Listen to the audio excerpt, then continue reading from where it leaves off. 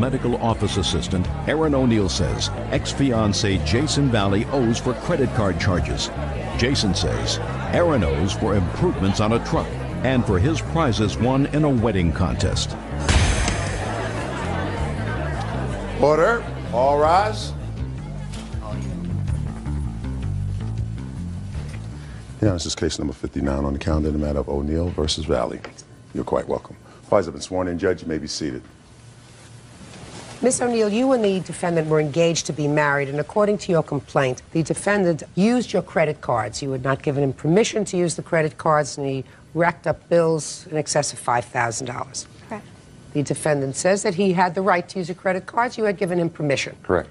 You have a counterclaim, sir, then it's a whole potpourri of stuff. You claim that you put a lot of money in a truck that she kept and some other stuff, which you will explain to me later. Miss O'Neill, when were you and the defendant living together? He moved in late September. And tell me about the credit cards. The credit cards are in my name and my name only.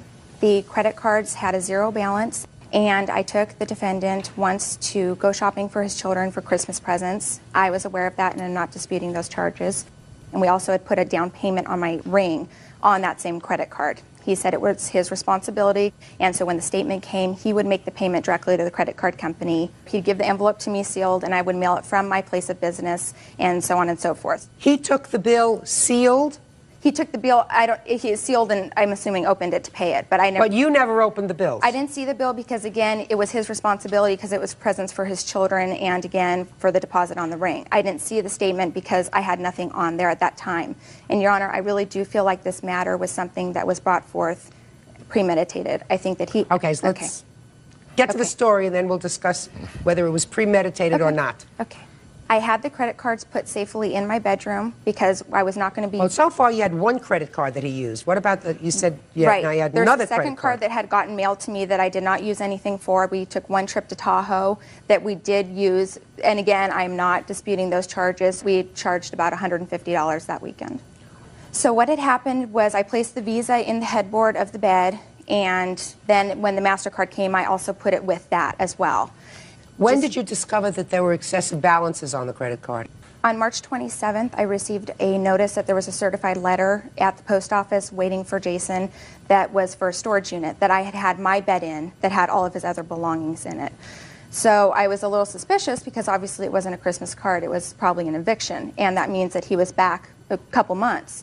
So I confronted him that evening, and I asked him, how are we doing on the bills in general, my ring, the storage, little things like that. He said, oh, honey, we're caught up, we're fine, and he also got offended that I would even ask him something like that. So he was at that point lying to my face. So that morning when he left for work on the 28th, I went through a side of his bed that there were drawers that he kept a number of receipts and tax return information. When I found the credit card statement, I noticed that I also found forged receipts that have my name forged in his handwriting, and also a lot of the receipts in his possession matched my credit card statements with an outrageous balance. So what was the balance? The balance on the credit card was almost $6,000. That was the Visa, and the MasterCard was about $1,500. You have those statements? Yes. I'd like to see them, please. Did you want to see the forgeries too? Yeah. Okay. These are the receipts, and then these are some information along with my copies of my time card as to... No, just give me the receipts, please, and the balance that you found on each of the cards.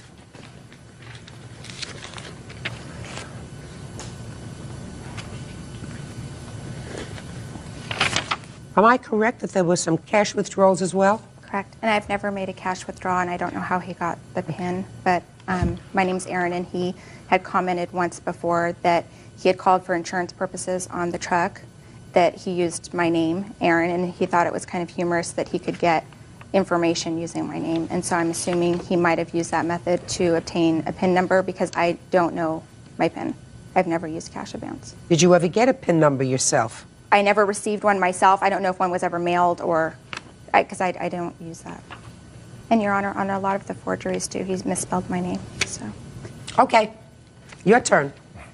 Okay, Your Honor, I have some proof here, some letters here showing that she did give me permission to use the credit cards.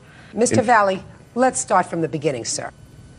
I want you to start with where you got the credit cards from when you took them out and used them and signed her name. Your Honor, I used the credit that she gave me, the credit cards to hold in my wallet. There was nothing in, no coverage or nothing like that. She gave them to me when we go out at night and stuff like that. She didn't want to carry a purse, so she gave me her driver's license and her credit cards. Sometimes she'd have a little too much to drink or something like that. We're checking out, okay, and it's like, you know, we're signing away, and she'll say, just sign the credit card. I didn't think this was a problem. I had no idea.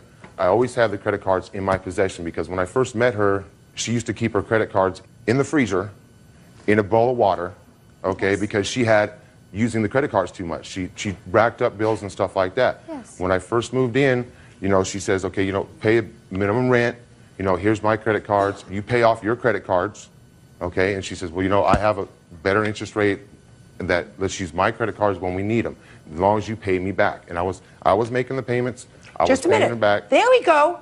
As long as you pay me back. Yes.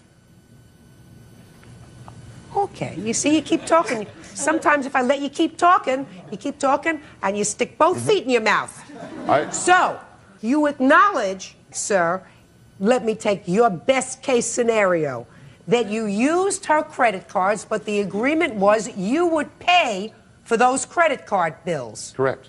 So why didn't you pay them? I was paying. I have proof here that I was paying them every month. How much were you Okay, paying? I was paying $140 a month. So therefore, Mr. Valley, you acknowledge that you owe her $5,000. No. Well, explain that to me, sir. Because either you took the credit cards, pay attention to what you just said. Either you took the credit cards, as she says, without her permission, or you had her permission, but your agreement was that you would be paying a minimal rent and you would take care of all the charges on the credit cards. That's what you just told me a moment ago.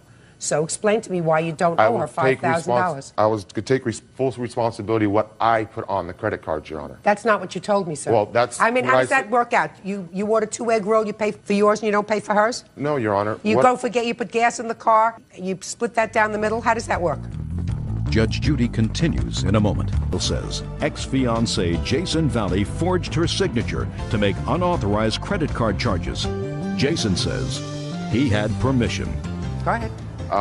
If you look on the credit card statements, you know, it shows her charges, then my charges. Her charges, then my charges. I'm talking about your charges, which are in excess of $5,000, sir. Not her charges, the charges that you made, whether it be for gas or restaurants or anything else. Now, are you telling me now that your agreement was that you would split those charges 50-50? We never had that agreement, no. So your agreement was that you were supposed to pay the credit cards? For my charges, yes. Right. All right. So we just took care of that. Give a guy long enough, and he always just gets right in there. All right, Mr. Valley, now let's get to your counterclaim, sir. Let's start with this truck that you say she owes you money for. Back in October, we purchased a 98 Chevy extended cab four-wheel drive together. Okay, my financing wasn't going to be the greatest. She said, let's put it in my name, we'll get a cheaper finance rate. The Chevy pickup, when we purchased it, it was bone stock. It was no add-ons, no nothing.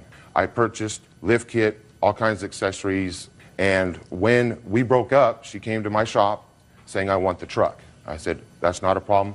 I will take my stuff off, I will put your tires back on, do whatever has to be done. No, I want it now. I said, well, you know, I'd like to have my property. And she says, no, take me to court. Yes. Okay.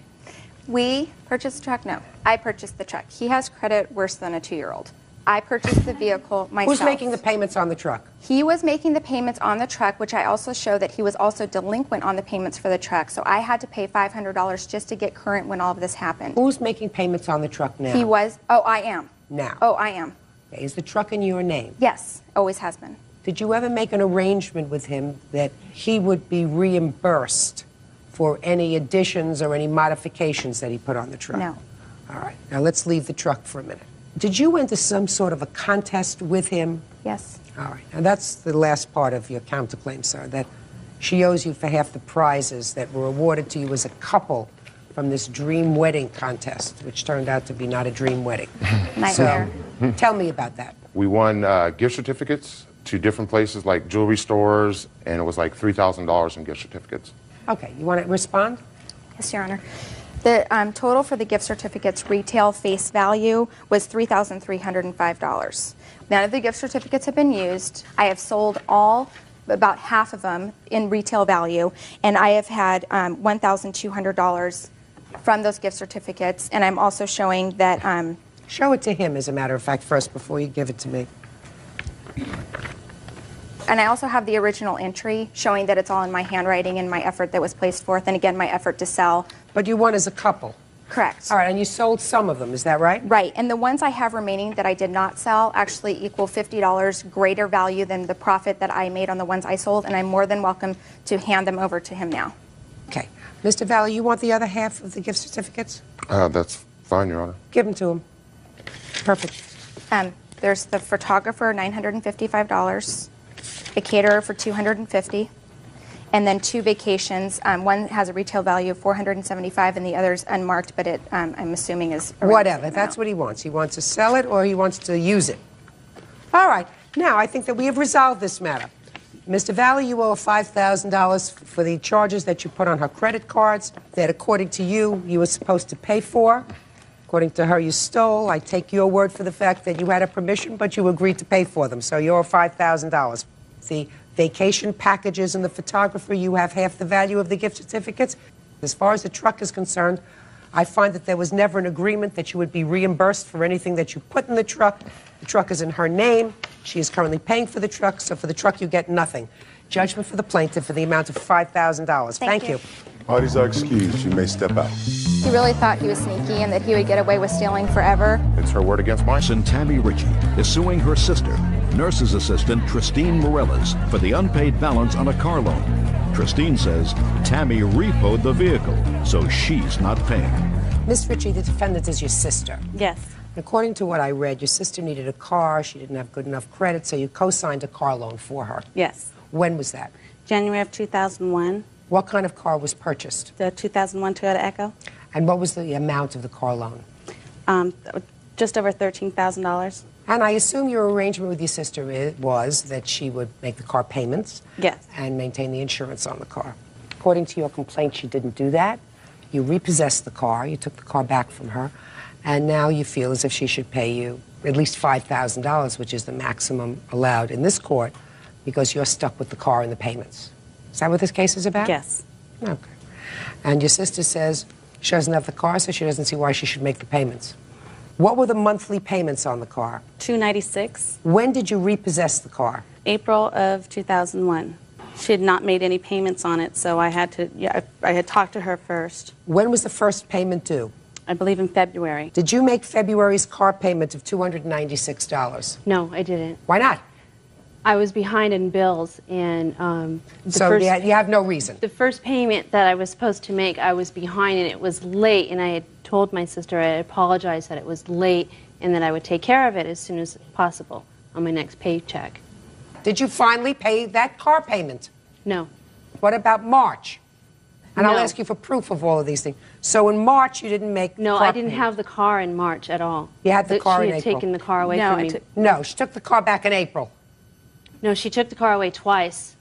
The first time was in March. Then she gave it back to you. She gave it back to me after I had went, and I apologized, and I told her I was late on the payment and that I would get to it, and she... Talk. Did you make March's payment? No. And then you took the car back in April. Yes, not only- Okay. Now, you don't have to say anything else. Your sister's a deadbeat. I mean, what do you want? Tammy Ritchie says her sister, Tristine Morellas, owes for a car loan. Tristine says Tammy repoed the car prematurely. What kind of track record did your sister have with you that would have said to you this was a smart thing to do? Well, it's my sister, and I wanted to help her. She had the 2 kids. She has a job. She said she couldn't get to work, and she was having problems. So she needed a brand new car? I wanted to get her a reliable car, something that she'd have the kids in, something that she can go to work in. How is she getting to work now?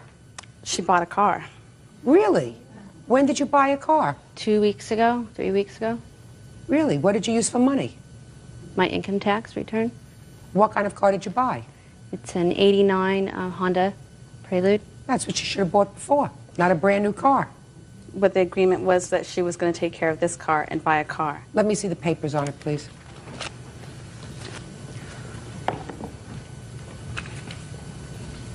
You want all this? Yeah, let me take a look at it. There you go.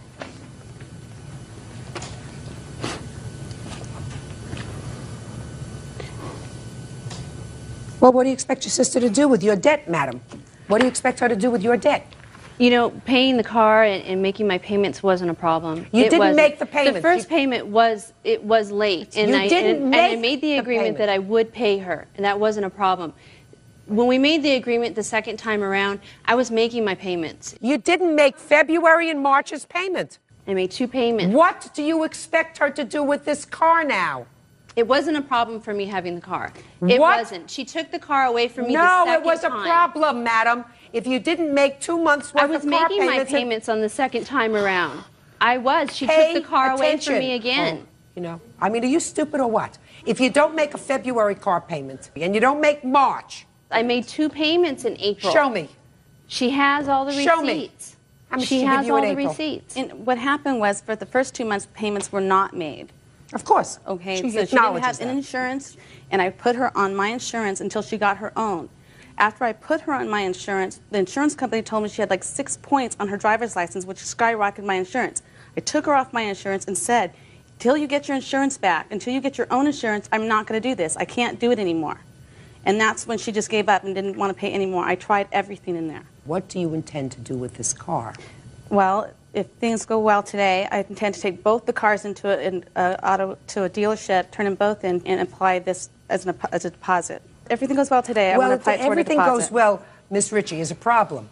Because what you're asking me to do is to say you probably will get this amount of money for your car. And I can't do that. I don't know whether it's going to be $3,000 or $4,000. I have no idea, and neither do you. I'm sorry, I do. I've looked into doing it. This is not something I've not done lightly. It's taken me a while to do this. The car payment right now, Blue Book's at $6,000, $7,000. The car's still owing about $11,000 on it. Okay, let me go back and check the Blue Book.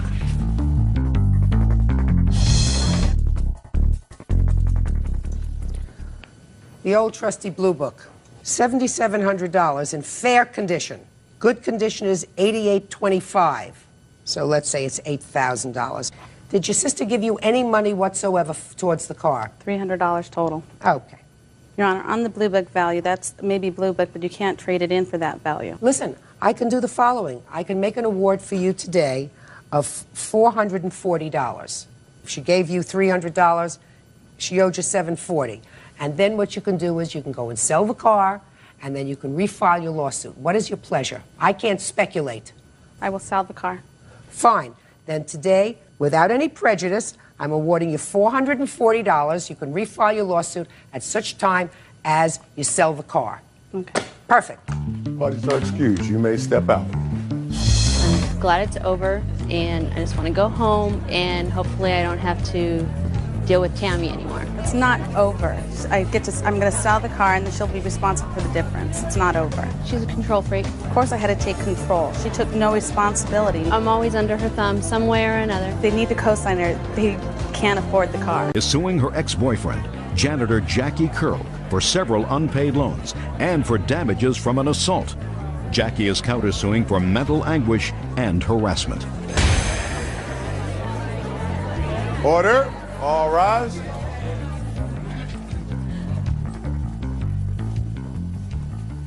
Yeah, this is case number 45 on the calendar in the matter of Eskridge versus Curl. Parties are sworn in, Judge. You may be seated. Folks, have seats. Miss Eskridge, you claim 2 things in your lawsuit. First, you claim a couple of small loans to the defendant to help him out with rent and stuff. And you were his girlfriend, according to you. And then you say that at a party, he became enraged about something, threw something at you, and cracked your head open. Mm-hmm.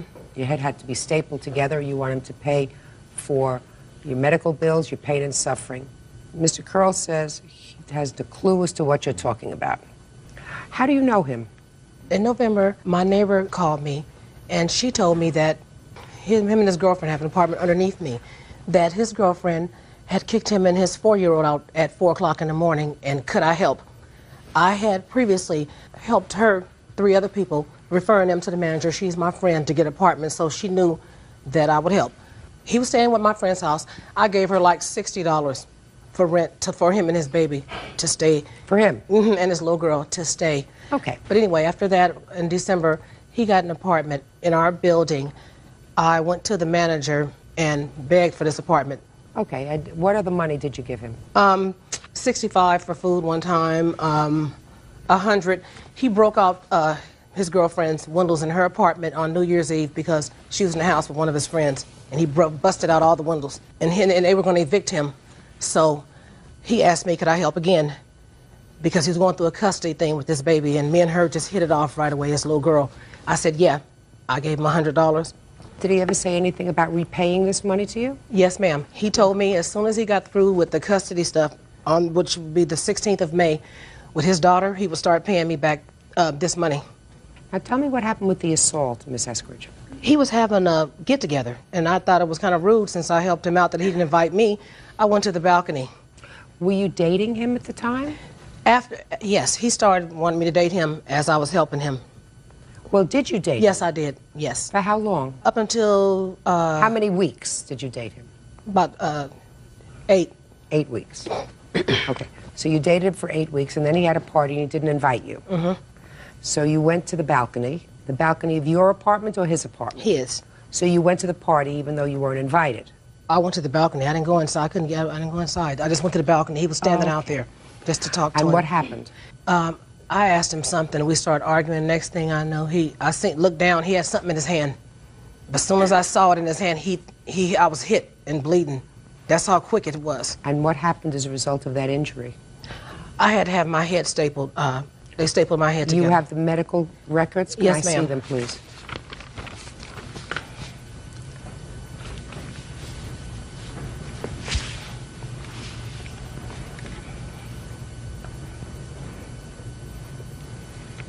Did you file a police report?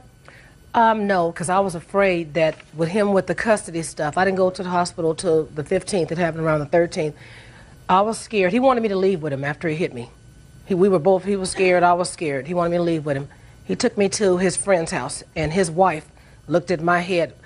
I didn't know if the police was going to come and take his daughter away. I was so close to her, attached to her, I was scared. But after 2 days, I was in so much pain, I had to go to the hospital. So you didn't go to the hospital for 2 days? Yeah. Is that right? Yes. Miss Eskridge, can you tell me who these people are? My son and my dad. Were either one of them present when you were assaulted? Yes, my son. Okay, step up here. Tell me your name. Jerome Messenberg. Jerome, do you live with your mom? Yes. Who else lives there? My sisters and my brothers. I have 6 kids. Do you know Mr. Curl? Yes. Have you ever seen him in your home? No. He's never been to your home as far as you know? No. Tell me what you saw on the day that your mother was injured. I was outside with two of my brothers, and my mom was standing by the balcony. I don't know what she was doing, and then I seen something hit her in the head, but I thought nothing of it because the way it bounced off, and it looked like a rubber ball, like it could be a rubber ball or something soft, so the way it bounced off. Did you see which direction it was thrown from?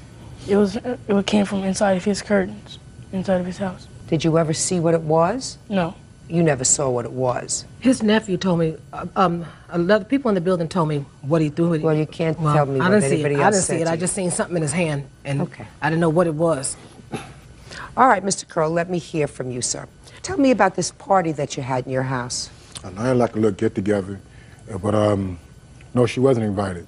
Because for one reason, she wasn't my girlfriend, and my girlfriend stayed in the next apartment, and then, but she was a friend, and yes, me and my girlfriend, yeah, we had a little misunderstanding, but she done a little things for me, but I know it was a loan. She never told me it was a loan. Did she give you any money, sir? She gave me like a little change. Here you go. No, I'm not talking about change. $60, $100? No. She bought me like probably some like McDonald's for me and my daughter. What about these windows that got broken out, sir? You want to tell okay. me about that? Yes, I will. Yes. Look at me and tell me. That was a case that happened, and they found out that it wasn't none of me. It was a friend of mine that did that to my fiance's windows, and that's a friend of yours? Yes, a friend of mine. It wasn't none of me that did that. And my fiance. When did that happen? In the month of December sometime.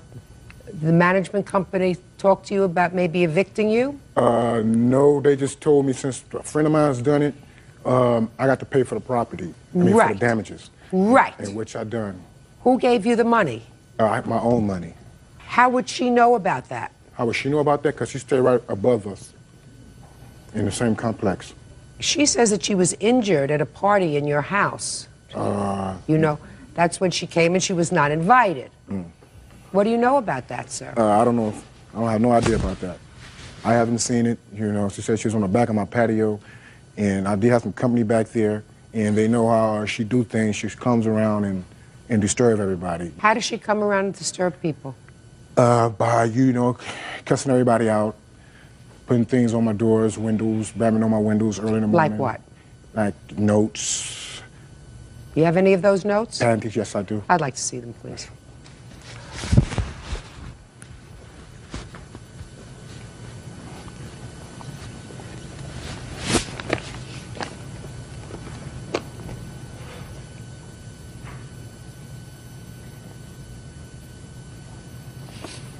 Miss Eskridge, why do you put these notes on their door?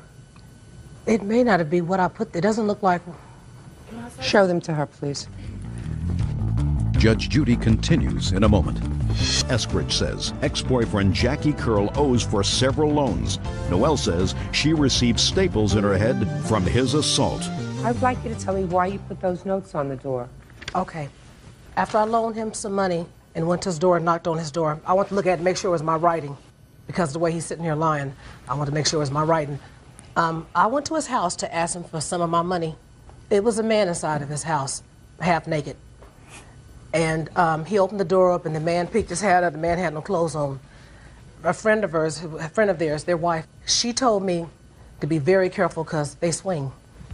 And I was enraged because his girlfriend chased me with her girlfriends for 3 months. Down in a car. When I was helping his daughter in November through December for 2 months, I was chased with women and her. I couldn't figure out why she had women with her chasing me till people told me what they do. And I was enraged when I found out because I felt I wasn't given the choice, that I should have been told if you were these kind of people. I was enraged when I did that. I was just shocked when that man came to the door. Miss Eskridge, do you take any medication? No, I don't. Currently under a doctor's care? No. In order to have a successful lawsuit, Miss Eskridge, you have to prove two things as far as a loan is concerned. You have to prove to the judge's satisfaction that there was, in fact, money turned over and that there was a contract that that money would be repaid. I don't find that here. The second thing is you claim that Mr. Curl assaulted you. Mr. Curl says he did not assault you. I have to be satisfied before I'm satisfied that someone has caused such serious physical injury that there's sufficient proof. And I don't find that there is sufficient proof that Mr. Curl, either intentionally or otherwise, caused you the injury to your head. What I do find is that I think it's a good idea that you don't have any contact with them anymore. Not leave notes on his door, not leave notes on her door, because I don't think it's good for you. No, I think if what you tell me is true, then you made a mistake in judgment as to someone's character. And you extended yourself, and you should think twice about doing it again. Right. Do you understand? But right now, what I think you have to do is say, you made a mistake with him. He's really not a nice person. I don't want to have anything more to do with them, with either him or with his girlfriend. I've got children that I have to take care of that rely on me, and I don't want to waste any more of my energy on this man or his girlfriend. Does that make sense to you? It makes a whole lot of sense, you know. Good. I'm glad. You know, he stalks me. You know, very badly. It's bad. Well, then what you have to do is say, I made a mistake. Yeah. And I'm going to move on and not have anything to do with them because I have a greater responsibility, and my great responsibility is to my children. And I have to be mentally alert and healthy for my kids, and I don't want to take anything away with people who aren't nice. So don't have anything to do with them anymore. Okay? All right. Good. Thank you. Thank you. Parties are excused. You may step out. I just think it was outrageous because he asked me to marry him last Wednesday. I was dealing with was a woman that's kind of, you know, maybe can be fatal. He's crazy, and he needed to pay for what he did. Wannabe girlfriends need not to be posting notes on other women's doors and panties, because they won't be so nice next time. Joanne Sanford Keogh is suing her former friend, 25-year-old transportation worker Kenneth Ames, for an unpaid loan for bail. Joanne claims she bailed Kenneth out of jail when he was arrested after a high-speed chase.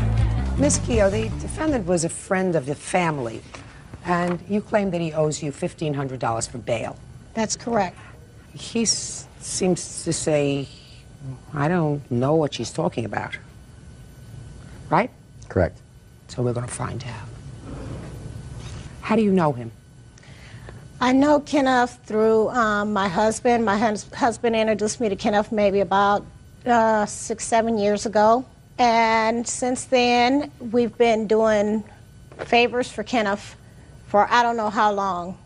On March 4th, 2001, I got a phone call from the jail saying he needed to be bailed out. It was Kenneth. And I told him then, I said, I don't have any money. I said, so I can't bail you out. He goes, oh, well, I have the money. So as soon as you bail me out, I'll write a promissory note to the bondman that I'll pay. I said, well, okay, you get that together with them, and then you call me back.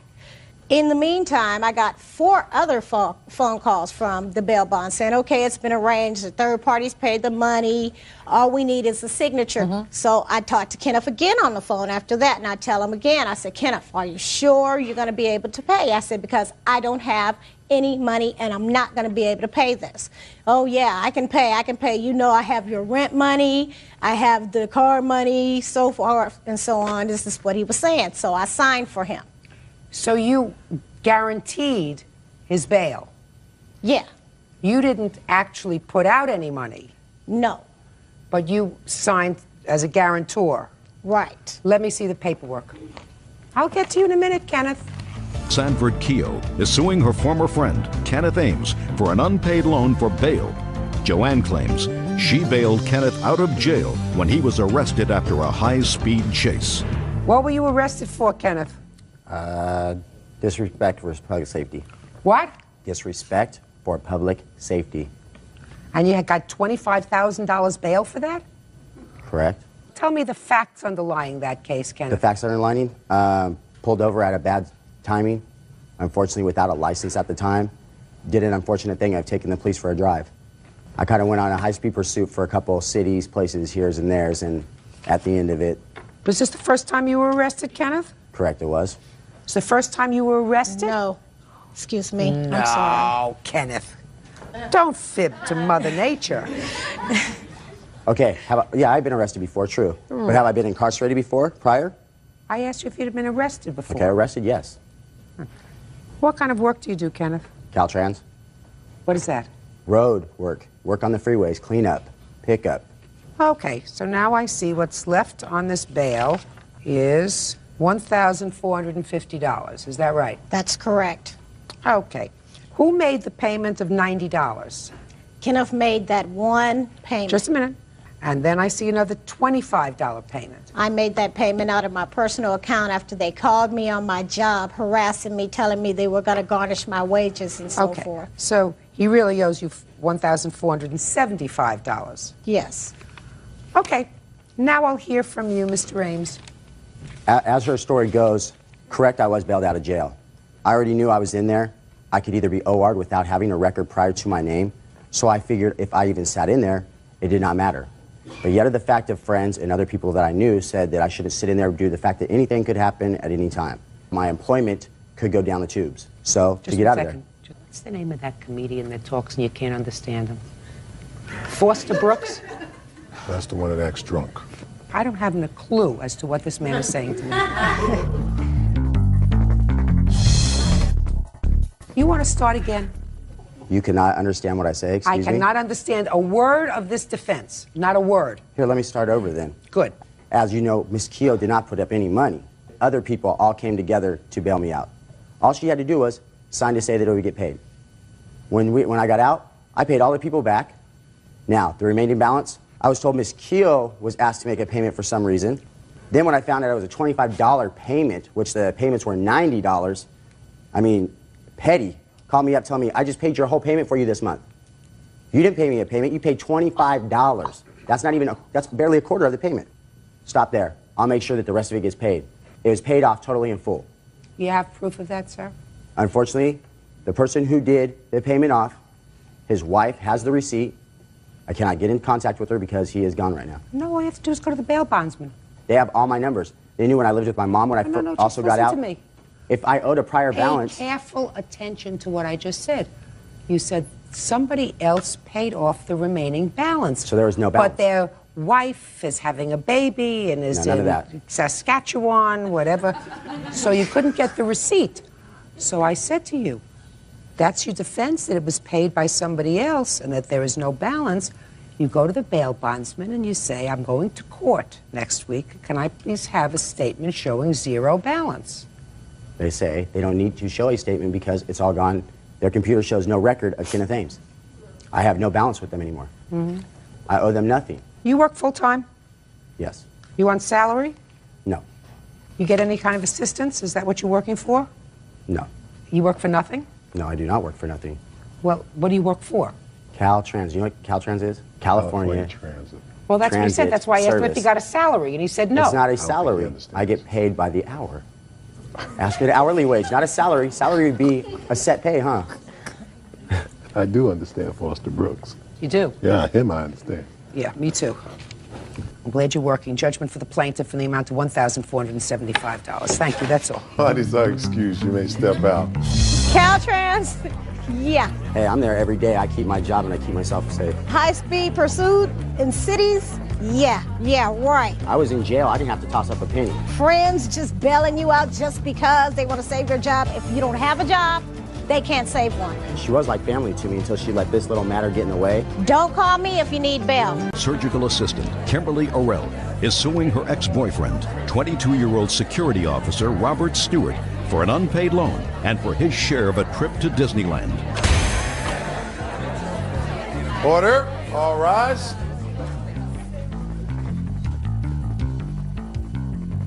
Yeah, this is case number 5 on the calendar in the matter of Orell versus Stewart. Parties have been sworn in, Judge. You may be seated, ma'am. Have a seat. All right, let's see how quickly we can do this. Ms. Orell, according to you, the defendant is your ex-boyfriend. Correct. And he owes you some money. I did the math. I don't quite see where you come up to $5,000. I'm sure you're going to try to explain that to me. The money comes from 2 sources. One, you claim that you went on a vacation together, and he was supposed to pay you for at least half of the vacation or the whole vacation, and he never did. The vacation, according to you, was under $1,000. Correct. And the second thing was a loan that you made to him for some furniture for his new apartment. That was $190. Correct. Tell me about the trip. When did you take it? We went on May 22nd of 2000. Okay, what were the circumstances surrounding the trip? He was just beginning a new job. He was supposed to start the following week. We had some time off. He had told me that for many, many years during his childhood, he had wanted to go to Disneyland. He had never gotten the chance to go, and we would like to go, with the understanding that since... No understanding. Okay. He would like to go on Yes, the trip. correct. I want to hear your version of the Okay. conversation. No Okay. I don't want to hear your understanding. Okay. Go ahead. He did not have the front money to go on the vacation, but if I would agree, I agreed to put it on a credit card, in which case there was a payment plan and that it would all be paid back in the next year. He said that to you? Correct. You got your bill from your credit card? Yes. How much was the total trip? The trip alone, $960. Did you show him the bill? I did. And what did he say? He said no problem. He began his payments, and it was How many actually payments fine. How many payments did he make? He made 2 payments directly on his paid dates. How much? The very first one was $40. He followed with $20. So according to you, he paid $60 in total. There was another $20 payment weeks later. There was $80 total. Okay. So he's making these small payments, and now tell me about the furniture. We had previously, prior to the Were trip... you living together at the time? No, we were not. Okay. At that time, a couple of weeks after we returned from vacation, he did have to leave the residence where he was staying with a family member. And he stayed at my house just for a couple of weeks until he did find his own residence. And? And he had come here from very far out of state when he had originally moved here. He hadn't acquired many things other than a bed and such. And being that I had no point to distrust him at that time, I did agree to buy a few things for the apartment for him. How much did you spend? It was just under $200. What do you mean just under $200? It was the credit card totals of $191. And he wasn't working at the time? He was working at the time. So why didn't he pay for those things himself? He didn't have any money saved up, and he had made a few payments to me. Paid $40, He just had to pay $20, $28? Had to pay rent to get into a new place, too. Okay. So far, if everything that you say is accurate, yes, it's $191 plus $880. Okay. $1,071. So you want to explain to me why we have a lawsuit for $5,000? Absolutely. There were other very small charges. His pet was hit by a car, had to have emergency surgery. Veterinary clinic needed payment to receive the animal back, things like that, that I did put on. That was just prior to the trip. That was May 2nd. The unfortunate thing is that I had one credit card at the time, and we used that for the entire vacation, and due to the fact that it was in 2000, because of non-payment, I've had interest for over 2 years on a credit card. Should have paid it off. Which he agreed to. You should have paid it off. You're right. If I had the money, I would. You're right. Shouldn't have gone on the trip if you didn't have the money. He didn't have the money, you didn't have the money, then you don't go to Disneyland. You don't go to Fantasyland if you don't have, neither one of you have the money. It's difficult to turn down a somewhat free vacation with someone that you do trust. I did trust him very much. No. Listen to me. Okay. When did you meet him? January. You met him in January. Yes. You're going away in May. Correct. Right? January, February, March, April, May. Did he have a job in January? The entire time, yes. He had a job in February? Correct. March? Yes. April? Yes. So why didn't he have any money? You told me he was living with relatives. That was kind of the problem. He never seemed to have any money. Well, then I don't know. I would begin to scratch my head if I were an intelligent girl. I did shortly thereafter. Well, you do it shortly before you expend money. You're right. I mean, you wanted to trust him. The fact that you wanted to trust him doesn't mean that you had any cause to trust him. Right. We had a rapport built up. He'd borrowed very small amounts in the past, and he paid them back immediately. I had a lot of trust in him at the time. Well, so then maybe if he borrowed small amounts, he paid them back immediately. Maybe his answer to your lawsuit has some validity. Mr. Stewart, what's your answer, sir? Your Honor, I'm sorry. We went on this vacation, all right? We started going out on Valentine's Day that February. It was supposed to be like a gift to me, okay? Why would you make a gift of a trip to you? Well, Your Honor... don't be an actress, please. Okay. Your Honor, I love her very much, all right? And I think she felt the same way back to me. And I thought it was just, she knew I was getting stressed out at my job. She was getting stressed out, and she told me it was the happiest place on earth. So, so we decided. Judge Judy continues in a moment. I mean, I just have a hard time seeing how, a $400 trip to Disneyland has accumulated to $5,000. It hasn't. Okay. Only in her mind. Only in the fantasy of her own mind. And later today. I had a lady from Protective Services show up at my door. There had been a conflict at their home, and I was under the impression Teresa was hit, and that's why she came to stay with me. Real cases, real people. Judge Judy. Kimberly Orell says ex-boyfriend Robert Stewart owes for an IKEA shopping spree and for his share of a trip to Disneyland. Robert says Disneyland was a Valentine's gift. Why didn't you have any money to go? I just relocated to Oregon, and I guess I just really don't know how to manage my money that well, especially at the time. And were you using drugs? No, ma'am. Well, if you were working, you were living with relatives. Yes, ma'am. Right? And you weren't spending a lot of money on the plaintiff. What were you doing with your money? I really wasn't making that much money at the What kind in the of first work were you place. doing? We worked at a detox detention center together. Were you working 2 jobs at the time? Shh, don't speak to him. All right. Let us say that the two of you should not have gone on this vacation together if neither of you had the money. So let's say you split this vacation. Well, in that case, Your Honor, I mean, I would say that if you did have an agreement like that, it would be a $400 trip. And we got back, and she was having a hard time paying her credit card. I gave her almost $400 to help her out with her credit card in the first place. Did you? Yes, Your Honor. You have any proof of that? No, I don't. When did you give her $400? So she said you gave her 80. It was just over a period of time. Like I give her $50 here, $50 there. Really? I mean, Do just you to help her remember? out. You remember all those times, Mr. Stewart? Yes, ma'am. You got a pretty good memory. Well, it's just, I mean, $400, that's not that many payments of $50. Is it cash or checks? It was cash. Are you speaking to him? I'm sorry. I'm sorry. I mean, I just have a hard time seeing how, you know, a $400 trip to Disneyland has accumulated to $5,000. It hasn't. Okay. Only in her mind, only in the fantasy of her own mind. Okay. All right. We talk about furniture. You're talking about pots, pans, teacups. What about that? Your Honor, most of this stuff, she was staying with relatives at the time as well. And she asked me to hold on to it at her place because she had it in storage. I had it in my place. As soon as we broke up, I helped load it up in her car for her, and she took it all back. What about stuff she bought? You know, she bought a couple of things like plates and such, and you know, we got it from like one of those dollar stores where they sell plates, you know. And I mean, she did buy stuff for me, but I was under the impression it was a gift. You know, did you ever tell her that you're going to pay her back for it? No, ma'am. There was no meeting of the minds. I don't believe that you did either. Ma'am, I have a witness also. I'll hear you witness. Okay, thank you. Tell me your name. Heather Walker. All right, Miss Walker, tell me what you know.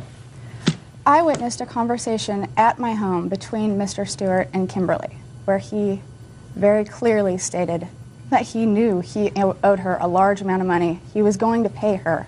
Well, tell me about when that happened and under what circumstances. It would have been about a week after my birthday of that year because Kimberly and I weren't able to be together. When's your birthday? July 11th. Okay, so in July, you witnessed a conversation. Tell me what you best recall of the conversation. That they'd visited for about a half an hour. They were going to leave and go to a restaurant.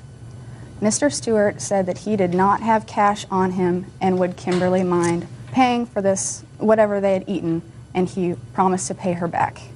Now, what did he say? He said, I'll pay you back. He said, I will pay you back. I'll pay you back. Yeah. I'll give you your money back. She made sort of a sarcastic remark about, like the other money that you paid me back. Right. That's about the end of the conversation, but except for he got a little bit defensive because I asked him why he hadn't been paying. He said, you know what, I don't want to fight about this. Kimberly's already been giving me some guff about it, and I will pay her back. And did they go out for dinner? Yes. And I assume you paid? Right? Yes. Your Honor, I don't recall that conversation at all. I don't recall you paying me $400. Listen to me. Don't speak to him. Okay. If you wanted to speak to him, you shouldn't come here. Can I submit a few things to you? I'm not interested in the few things that you want to submit to me, madam. Let me explain something to you. You had a romance that ended 2 years ago. Yes. Put a period and move on. Judge Judy continues in a moment.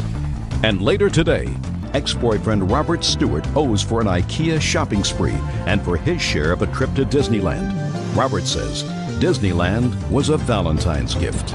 I believe that if the two of you took a stupid vacation together when neither one of you could afford to go on a vacation, the two of you ought to pay for it. I do not believe, Mr. Stewart, and even if I tended to believe that you gave her more money than you said, you had no proof that you gave her more money than you said you gave her because according to you, she said to you, let's go on this wonderful trip together. You don't go on a trip if you can't afford it. So you have to pay for half the trip, $480. And I give you credit, sir, for the $80 that she says that you paid her back, which means that you owe her $400. Then we get to the quote-unquote furniture. I get the sense that you wanted to help furnish this little apartment for him so that he would be comfortable. Certainly, even if I believe you, and based upon what I've just calculated, I did, he owed you, according to you, $960. So he makes a $20 payment on $960. And you don't look like an unintelligent young lady. He had promised, according to you, to pay the whole thing back in a year. Well, if he makes $20 payments a month, that's going to take him a lot longer than a year to pay off $960. Well, then you're still going out for dinner with him, and according to your witness, still paying the bill. All not very smart. When your head is ruled by your heart, sometimes you do foolish things. And all I can suggest to you, Miss Arell, is that you put a period and move on. Judgment for the plaintiff in the amount of $400. That's all. Why does that excuse when they step out? I think it's pretty bad that, you know, you have to go to court to solve some problems that can be solved at home. Let this be a lesson to people. Don't ever lend anyone money. They'll twist it and turn it. And it's just going to be a bad situation either way. There was no money owed, so there's no payments to be made. Don't lend money to your firstborn. It doesn't matter who it is. Don't do it. You'll get hurt. Clerk Lori Hill is suing her ex-husband, maintenance technician Dennis Pito, for the return of child support. Dennis says Lori still owes him for an unpaid medical bill. Ms. Hill, you and the defendant have 2 children together, 2 daughters. That's correct. And according to your complaint, both of the girls were living with the defendant. Was that by court order? Yes. How long had the children been living with the defendant? About 8 years. And how old are they? 15 and 12. What are their names? 15-year-old. Teresa and Amy. You were ordered to pay child support to the defendant for the two girls. That's correct. According to your complaint, there came a time when one of the girls came to live with you, and there was an agreement that since there is sometimes a lag in the accounting through the court, that any money that you paid after your older daughter Teresa came to live with you would be returned to you. It is your claim that Mr. Pito owes you $303. Mr. Pito says that you actually, despite the fact he doesn't have a counterclaim, owe him for a medical bill for one of the girls. Is that right, sir? Yes. Okay. The children had been living with Mr. Pito for 8 years. Did you have visitation with the girls? Yes. And under what circumstances did Teresa come to live with you? I had a lady from Protective Services show up at my door. There had been a conflict at their home, and I was under the impression Teresa was hit, and that's why she came to stay with me. What was the amount of the support that you were paying for the two girls? $102 weekly. How long had you been paying child support? For the whole time that he For had the whole 8 8 years, years? yes. Did you have a discussion with Mr. Pito with regard to the child support when Teresa came to live with you? Yes, when he dropped her stuff off at my home, he had this paper for us to sign. May I see it, please?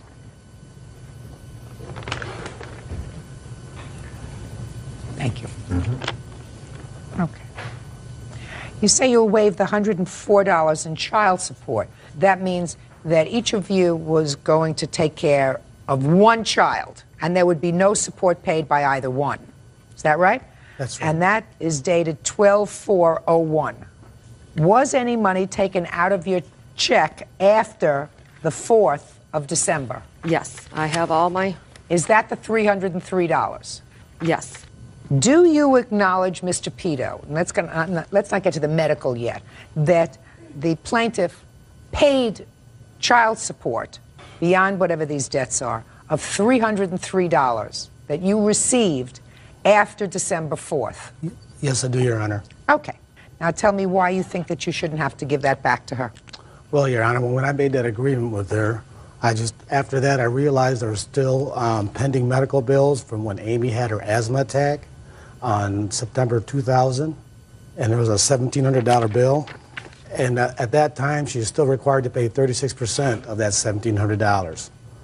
And after talking to the medical staff that was billing me, she told me that most of it might be taken care of, but at the very least, there's still going to be a $212 balance. What do you mean most of it was going to be taken care of? What does that mean? Well, because between her insurance and my insurance, they're trying to see who's the primary and who's the secondary. And before that's settled, and I have to pay the bill, I want to make sure that she doesn't have any more outstanding bills.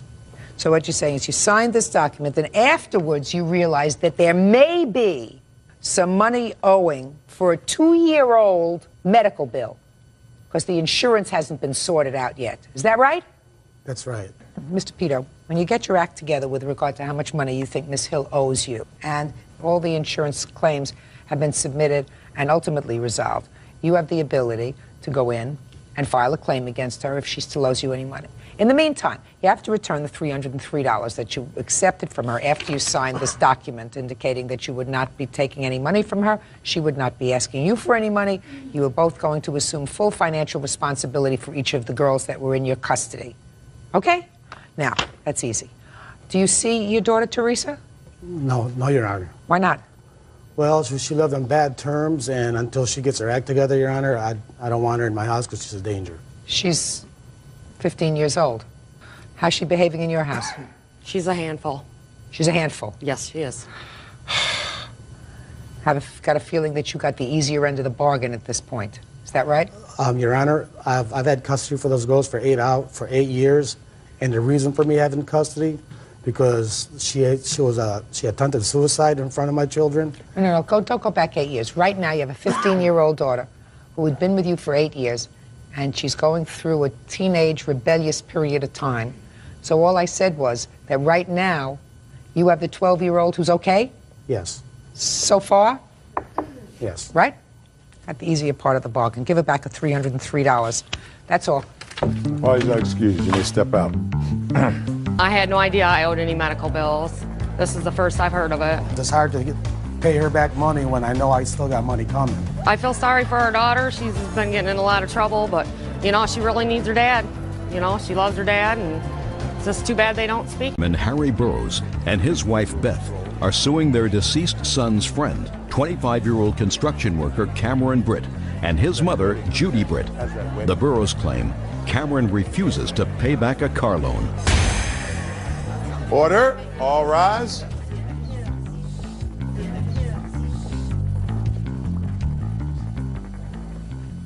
Yeah, this is case number 37 on the calendar in the matter of Burroughs versus Britt.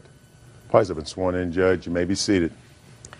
Mr. and Mrs. Burroughs, it is your claim that you loaned the defendant. You're not a party to this. Could you have a seat, please?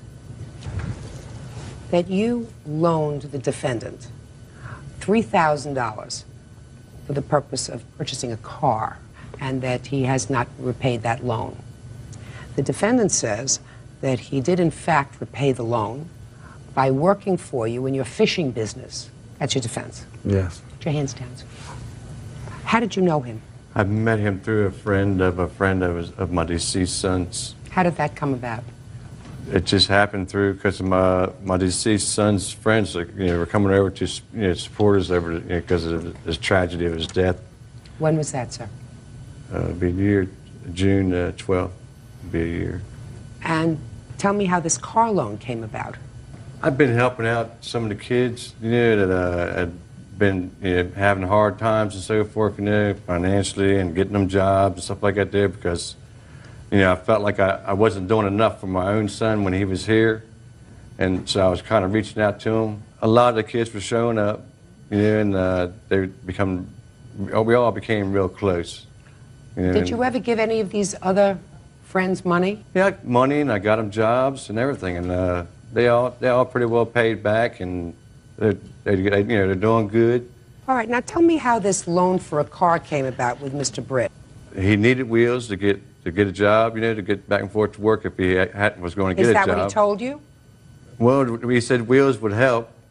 Well, then what kind of conversation did you have with Mr. Britt about the car? Well, it was $3,000, and he said he would pay back $200 a week. I told him I thought that was a little steep and kind of hard, with him having 2 kids and everything and staying with his parents. And I said, well, you can just pay me maybe a smaller amount. But he said he could pay $200 a week, no problem. Okay, so you wrote out the check for $3,000 for the car. No, I gave cash to the guy who had the car, with Cameron and his mom standing there. And the only reason that the defendant's mother is here is because I gather from your papers there was an arrangement that the car would be titled in her name. Right. Why was the car going to be titled in her name? Because Cameron is on parole or probation, whatever, so he has to stay at her house. She was able to keep up with him better than I was. If the title was in her name, she would hopefully do the right thing if he didn't come up with the money, but weekly like he was supposed to do. Now, did he pay you in cash any of this $3,000 back? Yes. How much? He paid me $150 2 times. When? The first date he doesn't know. He didn't write a date beside it, but the second time was on February 11th. And what happened after February? We went on a fishing excursion for the weekend. Are you a commercial fisherman? Yes, I commercial fish, and I also work as an operator at a coal terminal. When he went with you fishing, was that on your business? See, it can be either business or pleasure, because sometimes the fishing's not good, and sometimes you catch enough to eat, and sometimes you catch more than enough to eat, and then you can sell some of the fish and make money. But it was a weekend away from everything, I guess, is what you would call it. Okay, but after February 11th, he didn't give you any money. Yeah. Okay, Mr. Britton, now I'll hear from you, sir. How are you doing? Excuse me? I said, how are you doing this morning? That's not relevant Okay. to this case. All right. Well, our agreement was that if I fished with him 4 weeks for 3 days a week, that my car would be paid for which that didn't happen. I fished the first week, he bought the car. Okay, your agreement was if you fished with him for 4 weeks, Right. 3 days a week, Right. then the car would be paid for, Exactly. and in effect, you would be making $750 a week. I should have been earning more than No, that. no, but that would mean, Right. based upon your statement, Right. working 3 days a week, Right. 3 days a week, that you would be earning $750 a week, Right. or $250 per day. Yes, ma'am. Okay, so you say that was your agreement. Right. Did you fish with him for the 4 weeks? The first week I fished, we come back. He bought me the car. We was leaving to go fishing that next Wednesday. That same Wednesday morning, he gave me the $3,000. We went to the place. I bought the car from who I bought the car from. So I fished that second week with him, 3 days. We come back. The next week we go down Wednesday. I was stuck till Sunday, which equals 6 days. So I figured that 3 days a week for 4 weeks, if I fished 6 days the last week, I was through. So you're telling me that you fished every day, and every day you fished, you made money? Oh, he got $1.75 a pound of fish, and we was bringing fish in that was 25 pounds a piece, and he would bring 80 of them in. You can average his money up. And I didn't get none. I didn't see none of the money. I was supposed to get a quarter. I'm a boatmate. I didn't get a quarter. How many people were on the boat? Me and him. Just the two of you? And he didn't do nothing but drive. I caught Larry and Beth Burrows say their deceased son's friend, Cameron Britt, owes for a car loan. Cameron says he paid them back by working on their boat. Mr. Burrows, on the days that Mr. Britt went fishing with you, did you do it for commercial purposes, sir? On some of the occasions, yes, and some of the occasions, not. When you had your best day, commercial fishing, how much did you make? The best day, around $1,200. How many days did Mr. Britt fish with you when he was not paid? We probably fished together 7 or 8 times, and there was never agreement on paying him anything. You know, anything I was to give him was out of my pocket, out of the kindness of my heart. No, I don't believe that's true. You know, Mr. Burrows, listen to me. I don't believe that that's true. I don't believe that that was his understanding. Why would anybody who needed money go out to work with you and not expect any kind of compensation? He didn't have a job. He wasn't doing anything else. Can I Well, say where did he get the money to give you the $300? probably Social Security that he gets for his 3 children because their mother is dead. I would assume he gets Social Security. I don't know. He for wouldn't them. get them unless he had the children with him. He does. The mother is dead. I raised my kids, but she gets all that money. I don't get none of it. Okay, but he gave. Now you gave him, Mr. Britt, according to Mr. Burrows, $300 in cash. I've given him no money. No, I don't believe that. Listen to me. I do not believe that you didn't give him $300 in cash, sir. I ain't signed nothing. I don't care what you said you didn't sign, Mr. Britt. The plaintiff would not say you gave him money if you didn't give him money. That would be stupid of him to say. I didn't give him no money. Yes, you did. Yes, you did. You know what your problem is? Your problem is you're trying to make a case that this was for barter, and you feel as if you gave him any money, that would take away from your case. But that's not necessarily true. What is true is, if I don't believe you about something that you say to me, I tend to disbelieve other things too. Right. So there would be Honestly, I no didn't give him no reason money. for him to lie and say you gave him some money. The reason to lie, I don't know either. But I gave him no cash. None at all. Really? I wasn't working. You just heard the man. I got the car out of work and I had no money. I lost my job for fishing with him. I was working at Superior Structures, and because I fished with him, I lost my job. Okay. Can I say one more thing? Mm-hmm. That during the fishing part of the time, we were friends, but the car come to me for working. I never had a deal to pay him no money. Mm-hmm. Where the money come up is the last week when he didn't have nobody to go fishing and make him another $15,000. He got mad. He threatened to burn my car. My car was keyed up. Somebody had punched the hood. I bought the car because I liked it, and I got the bill of sale where I had to go sell my car and buy me a $300 car, and him himself has called my cell phone. I should have bought it with me. Threatened to burn my car. He's angry. Well, I understand he's angry, but I paid He's for angry. the car. All right, good. I'm ready to make a decision. Judge Judy continues in a moment. And later today, in Beth Burrows, say their deceased son's friend, Cameron Britt, owes for a car loan. Cameron says he paid them back by working on their boat. Mr. and Mrs. Burrows, I think that you probably tried to do a nice thing for Mr. Britt by laying out this money for him to have a car. And I think that it is unreasonable to assume that Mr. Britt would invest days of his time without compensation in your commercial fishing venture where, according to you, you made probably $1,200 a day, sometimes more, sometimes less. Sometimes nothing. Lots of times Sometimes nothing. But that's not his fault. That's not his fault. He's not your partner. So, according to you, Mr. Burrows, he worked for you fishing about 7 times. And I am gauging 7 times at the rate of $250 a day. And from the $3,000, I am deducting $1,750, which leaves a balance of $1,250 that he owes you. Now, I would ordinarily deduct from that the $300 that you say he paid you, leaving $950, but Mr. Britt is insistent that he didn't give you any money. I didn't. So I'm entering a judgment in your favor in the amount of $1,250. That's all. Parties are excused. You may step out. Well, I think they were crazy. I tried to help out somebody in need. Told me he was gonna burn my car. He made an allegation of burning my boat. He's trying to put me back in prison now. He's got all other kind of charges on me. Sometimes the good guys just don't finish it. 22-year-old bike messenger Jordan Levantini is suing his ex-girlfriend, 22-year-old retail salesperson Willow McEnroe, for the return of a car stereo and a cat named Hunter. Willow is countersuing for the return of a television and for harassment. Mr. Levantini, you and the defendant lived together for a period of time, separated, and it is your claim that she has 2 items that belong to you. One is a cat, and the other is a stereo. Yes, that's right. The defendant says the cat is hers, and she doesn't know where the stereo is. It was never in her possession.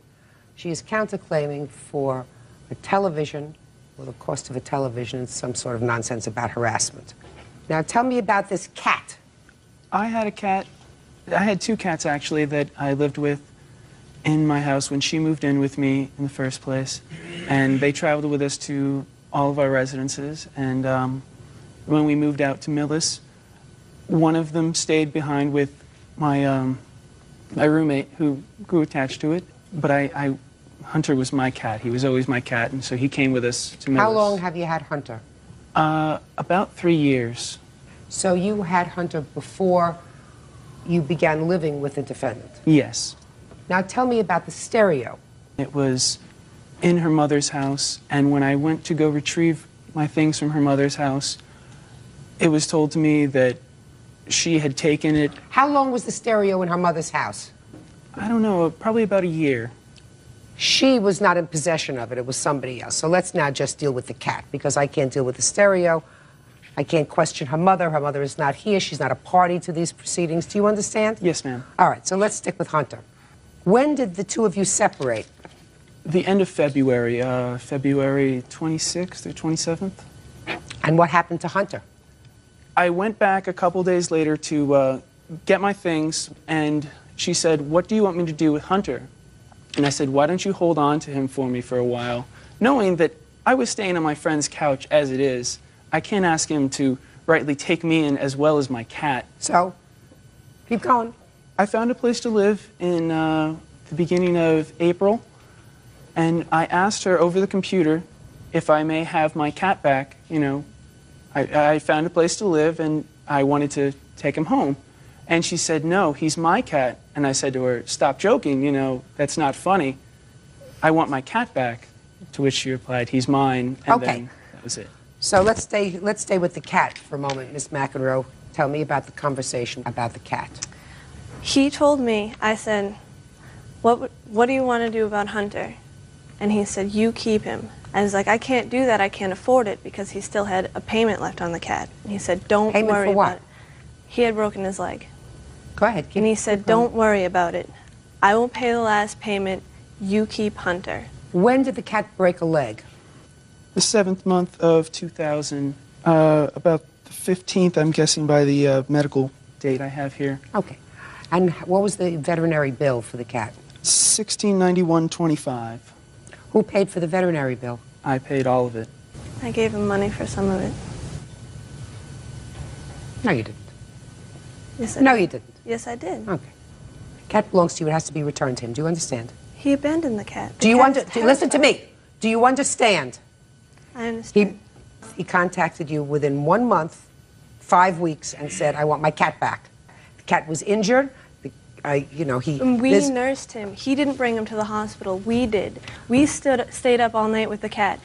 He never cleaned his cat box. He never fed him. He never You took were the care of one him. that had to bring him I had because. a job. Shh. Yes, ma'am. Listen to me very carefully. It's his cat. Let me hear about the television set. He bought us a television set for Christmas, and the day that he was moving out, he said that he would pay me my third of it, and then he got violent and had to be thrown out of my house by a police officer, so he never returned the money to me. And then he held it over my head. He was using it to control me. He was saying, first he would say that he was going to give us the money, then he would say that he wasn't going to give us the money, that he was going to take us to court for, I don't know, paintings and such things. I don't know, he's trying to scare us. Is that the harassment you're talking about? No. Well, what's the harassment you're complaining of? Throughout our relationship, he has hurt me. Listen, you mean you're talking about throughout the 2.5 or 3 years you were living together? Yeah. Is that right? Yes. Then you don't get paid for that. You end the relationship, you don't get paid for that. All right, tell me about the television set. I came in to get my things, and I started getting them, and I went to get the TV, and she said, no, that's mine. And I said, no, I bought that less than a month ago. And she said, you bought it for a present for us. And I said, no, I bought it for a present for the house, which meant I bought it so that I would have a TV. I needed a new TV. It was in the living room, so it was a common thing. Right. But I had just purchased it. So if a month before this separation, and you told him to leave, he bought a television set, right, and said, this is for the family to use. No. He did. Oh, yes, he did. That's He not didn't what say, he this said. is your present. He said, this is your present? Yes, he did. Listen to me. That's not what you told me a minute ago. He said didn't say this he bought was it your... for us. Yeah, no, for me, for us. For us, But then the just agreement that he made with me Yeah. was that he would pay me $150, my third, because Holly didn't want to fight about it. She was like, I just want him out. Good. And I said, okay. Then give him back his television set. He Did has you- the television. Good. Then you have the television set. You don't get paid for that. Stop being a baby. Give him back his cat. Say goodbye. It didn't work out and it's over. Your counterclaim is dismissed. You get your cat back within 5 days. That's all. Parties are excused. You may step out.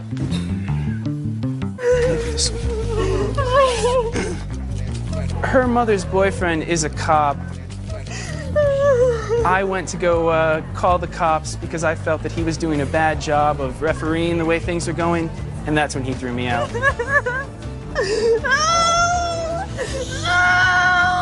Think real hard before you. 17-year-old John Geary and his mother, waitress Tori St. Clair, are suing 17-year-old Aaron Roberts and his mother, restaurant manager Diane Boland, for the cost to repair their car. Aaron and Diane are countersuing for court fines and punitive damages.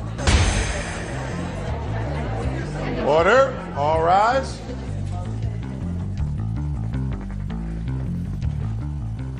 Yeah, this is case number 130 on the calendar in the matter of Geary St. Clair versus Roberts Boland. Parties have been sworn in, Judge. You may be seated. John gave Aaron the keys to his car, which is your car. Our car. How old are you? I'm 17 years old. So it's your car. Yes, ma'am. Aaron trashed the car. You want Aaron's mom to pay for the trashed car. Yes, ma'am. Aaron's mom says John should never have given him the keys to the car, that he knew he didn't have a driver's license, therefore you are responsible. And she is counterclaiming because Aaron got a whole bunch of tickets and fines as a result of driving this car without a license, and she is counterclaiming for the cost of those tickets, etc. Is that right? Correct. And just so that I understand, you believe that your son has no responsibility with regard to this accident, that it's totally Aaron's fault, and you believe that the accident is totally John's fault for giving him the keys to the car, and that they actually should pay you for the cost that you had to absorb for the tickets that your son got. Is that right? No, Your Honor. I think they're both responsible. Oh, well, there you go. Well, if you think they're both responsible, how could you be counterclaiming? Because I think that John is just equally as responsible as Aaron is for the tickets that Aaron incurred. If he hadn't given Aaron the keys to the car, it wouldn't have happened. Okay. Tell me the circumstances surrounding John, you getting giving the keys to Aaron. Well, what happened was the defendant and I we had a couple friends over at another friend's house. We had gone to buy some alcohol earlier that evening. We had the plaintiff's sister's roommate buy it. And you got drunk? Yes. Now, Aaron, you acknowledge that John was drunk. Is that right? You say that in your papers. Earlier that night. He was drunk and sick. You said he got sick. Yes. Were you drinking? I had a shot. A shot of what? Vodka. Well, you say you were sober. Were you sober? Yes. And he was drunk? Around midnight. Don't try to be smart with me, Aaron. I just want to explain that to you. Do not be smart with me. What time did you get the keys to the car? It was around 3 o'clock. Where was John, sitting, standing, or lying when you got the keys to the car? We were upstairs. Upstairs where? I was using the bathroom when my friend Brandon asked him if I could drive his car to the gas station. Where was he? He was standing outside the bathroom with Brandon. So you didn't ask him for the keys? No. Some third party did? Yes. Now, why did you take the keys to the car if you have no driver's license? Because I wanted to drive to the gas station. Well, that was wrong. I know this. That was wrong. You took the keys to the car. You had no driver's license. You had no right to be driving a car. You had some alcohol to drink. So why did you take the keys? Why did you get behind the wheel of a car? Hama? I don't really know. Now, what happened when you got into the car? I drove the car. What happened? Well, when the accident happened? Yeah. Well, we were driving down the street, and he couldn't get the CD out of the CD player. So I bent over, and I was messing with the CD player. And I looked back up, and I noticed that it went from 2 lanes down to 1 lane. So I swerved over, and I over-swerved, so I went to swerve back, and the car skidded out of control. So let's see what you did, Aaron. You took keys to a car to drive it, despite the fact that you didn't have a license. You had had alcohol to drink, and I would make a good wager that you had more than 1 shot of vodka that night. Got behind the wheel of the car. You weren't paying attention to what you were doing. You were fidgeting around with a CD because you wanted to play music, right? You weren't looking where you were going, and you got into an accident, right? Right. Okay. Now we got the fault on your side. Now let's hear from you, John. Tell me about how Aaron got the keys to the car. Well, first of all, we weren't upstairs and he wasn't going to the bathroom. I had been drinking really heavily. I probably had close to maybe 7 or 8 shots and a few Wrong. beers. And that was what? It was wrong. Right. And I was laying down on our friend's guest bed at the house we were staying at, drinking and everything. And him and another friend of mine, the plaintiff, had came and asked me for the keys. I was very incoherent. They had said, John, we're going to go a couple blocks away to a Quick Trip, get some Coca-Cola. I'm like, okay, be back in 10 minutes. Why did you give him the keys to the car? You knew he didn't have a license? I did not know he had a license. That he didn't have a license? I didn't know that he did not have a license. Earlier that night, he let me drive his car, and I told him I did not have a driver's license. Well, tell me about that. When earlier did you drive It was the around car? like 6 o'clock. Well, He now I let me want you drive to his tell me car. about that earlier incident. Tell me about it. He let me take his car for... No! Tell me where you were, what you were doing, and the exact conversation when you asked him for the car to borrow the car. I was using the bathroom upstairs, and when we asked him... No, don't help him out. He's in the bathroom a lot. Earlier that evening, about 6 o'clock, you were in the bathroom. No, not that time. I'm talking about that time. Well, I didn't know that. But that time, I don't remember where we You were. remember. Start remembering. I don't remember. Remember. I'm telling you to remember. If you don't remember, then how do you remember, sir, that you said to him, I don't have a license, but can I have your car I wasn't anyway? the only one that said it to him. What? I wasn't the only one that said it to him that I night. want to hear what you told him. I already told you. No, you didn't tell me how you got the keys to his car the first time, sir. I don't remember why I was driving the car the first time, but I did. Mm-hmm. Did he drive your car before? No. He doesn't remember. He doesn't remember it didn't happen. Neither did it happen that he told you that he didn't have a license. How old are you? 17. Can I see the damage done to the car, please? Pictures? What Yeah. the police report? A little bit of everything. Here, I'm sorry.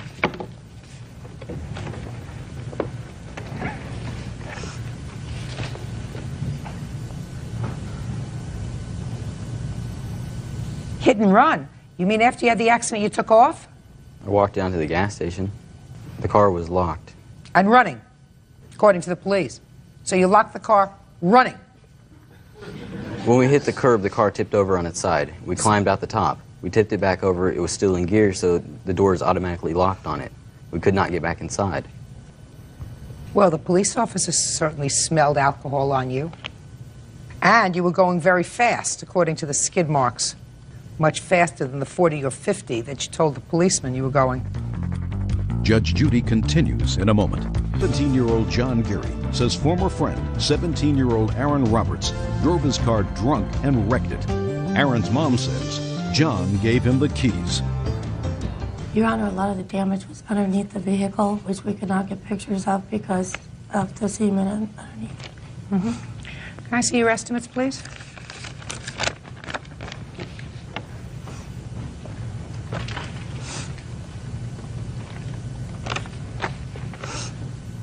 What year car is this? 93. Was it fixed? Yes, ma'am. Okay. So let me tell you what my ruling is. Let me address the counterclaim first. Your counterclaim is dismissed in its entirety. As outlined to you earlier, your son did all the wrong things. He's 17 years old. He was drinking. He took a car. He should not have taken the car. He had no license. He was inattentive in driving that car. He was speeding. He had an accident. His fault. He pays the tickets. He pays the fine and gets a suspension on whatever license he might get in the future. I'm sure he's not going to get a license when he wants to, and that's just ducky with me. So your counterclaim is dismissed. Now let's go to your claim. You're going to get something, but not all of it. Your son is 17 years old. He had no right to be drinking and drunk. He lent the keys to his car to someone else who he also knew had been drinking, because that's what they were doing all night. They were all drinking. So if he had been not doing the wrong thing as an underage drinker, this whole accident wouldn't have happened. It's more his fault than his fault. But he has a certain responsibility. When you give someone a car, that person has to have total responsibility. If he had driven the car home and it had a terrible accident and someone would have been killed, he would have spent some time in jail. Good amount of time. Well, he knew that he had been drinking, because that's what they were all doing there that night. I never saw him take a drink, Your Honor. You don't have to see him take a drink, sir. That's what everybody was doing at the party or whatever gathering you were having. You'd been drinking all night. You don't have to see him. You weren't aware enough to say to him, have you been drinking at all before I give you the keys to the car, whether you knew he had a license or not? Certainly, if you hadn't been drinking, you would have noticed that he had alcohol all over his breath because the police officer noticed it. You were in no condition to notice it. But you have a certain responsibility. It cost your mother $4,276 to fix this car. And I'm issuing a judgment for the plaintiff in the amount of $3,200. The rest of it, I suggest you work off and pay back your mother. Do you understand? Yes, Your Honor. Good. That's all. Thank you, Your Honor. Excused. You may step out. He told me he'd been in an accident. That's something a mother never wants to hear. They both were guilty. They both did wrong. 4:30 on a Sunday morning. Do you know where your son is? 24-year-old certified nursing assistant Latoya Walker is suing the mother of her husband's daughter, caregiver Teresa Demby, for kicking in her screen door. Teresa says she didn't do it. Miss Walker, it is your claim that the defendant kicked in your screen door. You wanted to pay for the damage. Yes. Defendant says it wasn't me. You probably did it yourself. How do you know her? My husband has a baby by her. Your husband. This is the husband. How long have you been married? Maybe a couple months. We got married in March. How old is the baby? She's 3 now. She just had a birthday. Who does the child live with? Her mother. She always lived with her mother? No. She just got her on the 24th of May. Prior to the 24th of May, who was she living with? Me and him. How long had she been living with the two of you? Since she was 7 months. So you were in court over a custody case? They were. They were. And ultimately, your daughter came to live with you? Yes, ma'am. Father have visitation rights with the child? No, not by the courts or anything. It's just that if he calls sometime, which he doesn't really, to see So her. he doesn't have a visitation order? No. When did this door incident take place? On April 24th of this year. At that time, you were involved in the court case, is that right? I had put in a motion then. A motion was put in. So the answer is yes. Yes. You were involved in court. And the child was living with you? Yes. So tell me what happened. So she called that morning and she asked me, was Shaniqua there? I told her no. So she found out I was lying because the baby was there. Why did you lie to her? Because she hasn't been coming to get her for her weekends, and I just felt that I didn't want her to, I don't think that she should have seen her. We always get her ready to go where her mom, she'll never show up when she's supposed to. When she do show up, she's late. She bring her back late. So you lied to her and told her that the Yeah, I baby told was... her that the baby was at her grandfather's house, her great-grandfather's house. What happened next? So she figured out that I was lying because I guess she went to the great-grandfather's house and she called me and she asked me did I have a problem with her. And I said no, but I got a problem the way you treat Shaniqua. And she said, what you mean you got a problem with? She was like, wait a minute, I'll be right over. Walker says her husband's ex-girlfriend, Teresa Demby, kicked in her screen door. Teresa says LaToya lied about the whereabouts of her child. Go ahead. So she came over, we exchanged words, you know. Where was she and where were you when you exchanged words? At my door, because my screen door don't have the part where you could talk through. It's just like the glass up top. So I had to open it a little bit just to even to talk to her. So? Then she started calling my husband names, a liar, and, you know, calling him names, assaulting him and all this stuff. So I said, well, the conversation is closed. I'm not going to let you talk to my husband like that, you know. Where was he? He was at the doctor's that day. So he wasn't home? No, he wasn't home. So she was just bad-mouthing your husband to you? Okay, next. So then I said, well, I don't want to talk to you because at the time my baby woke up and everything. So I just said, I don't want to talk to you no more. I'm shutting my screen door. Shut my screen door. And she slammed it. She said, I'll shut your screen door because she was holding it, you know, talking. And then she was like, matter of fact, I'm going to kick your screen door. So she started kicking it, and I started laughing. And I said, and I got on the phone and I called 911. And she said, call your husband, call your husband. She think I was calling him. I was really calling the cops. Did they come? Did Yes. they arrive? You have a report? Yes, I do. Can I see it, please? So she kicked the door? Yes. And then she left? Yeah, she left when she, you know, realized I was talking to the cops because I was looking at her tag number. Anything happened as a result of this complaint? Well, I had filed another complaint, but apparently I was at the wrong court because their judgment was that we needed mediation to deal with the baby. Okay, I'm not talking about the baby. I'm talking about this So it was vandalism complaint. Okay, do you have pictures of the door? Yes.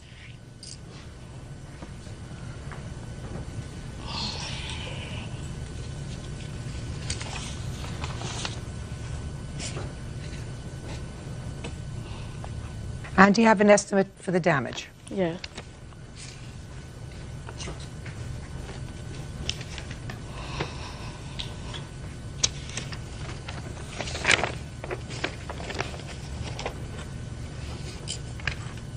Okay, now I'll hear you.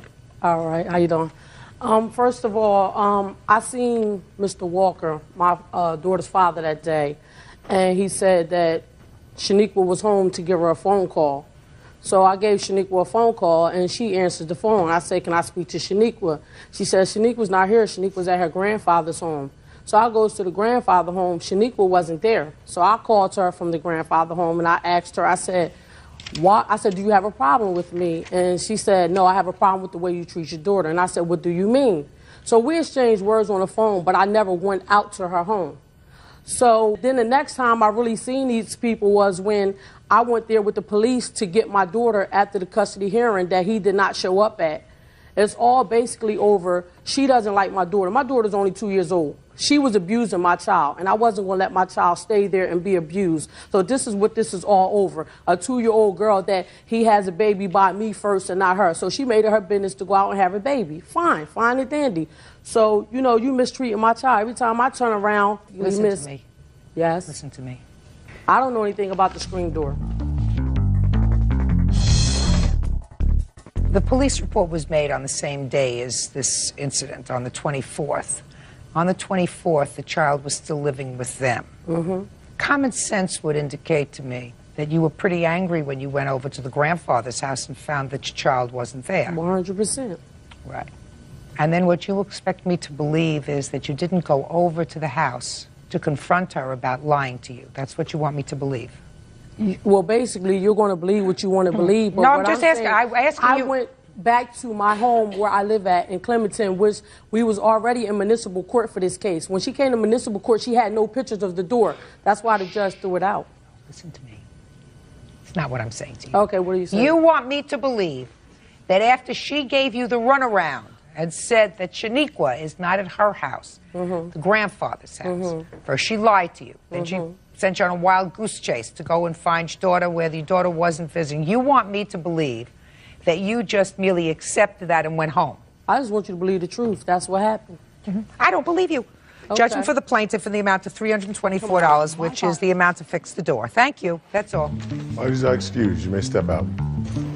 They just mad because they can't abuse my daughter anymore, and she's a liar. That's it. She got history of all. 4-year-old cashier Drayton Hickman and his girlfriend, 25-year-old student Angie Williamson, are suing their former friend, 22-year-old John Jennings. Drayton and Angie say John stole their bail bond refund. Order. All rise. Quiet in the courtroom, please. All rise. Your Honor, this is case number 14 on the calendar in the matter of Hickman Williamson versus Jennings. Parties have been sworn in, Judge. You may be seated. Thanks, Bird. Quite welcome. You two folks are boyfriend and girlfriend, is that right? Yes. Yes. And you had a fight. Police were called. Is that right? Yes. Yes. When was that? It was March the 3rd. Is this the first time you were arrested for domestic violence? No, Your Honor. How many times had you been arrested for domestic violence? 3. Same gal? No. 3 different gals? No, 2, Your Honor. How many times with this young lady? 1. He doesn't have a good track record. In any event, you were being held in jail, and you decided that you didn't want him in jail. Is that right? That's right, Your Honor. So you wanted to post bail. So you got some money together. How much was the bail? $1,500 in cash. But you didn't want to go down and post the bail yourself. No, Your Honor, I was not able to since I was involved in the case. So that you gave the $1,500 to the defendant to post the bail. That's right. Correct? Correct. And you went and posted the bail, and of course you understood that when and if the bail was returned, that it went back to the plaintiffs. Correct. The bail was ultimately returned, and it was returned to you by way of a check. Right. Sent to your home. Yes, Your Honor. And you want your money. Yes. So, Mr. Jennings, when did the check come to your house? I never saw the check, Your Honor. I have the check where it was mailed out. Let me see. Give him the one that I signed to.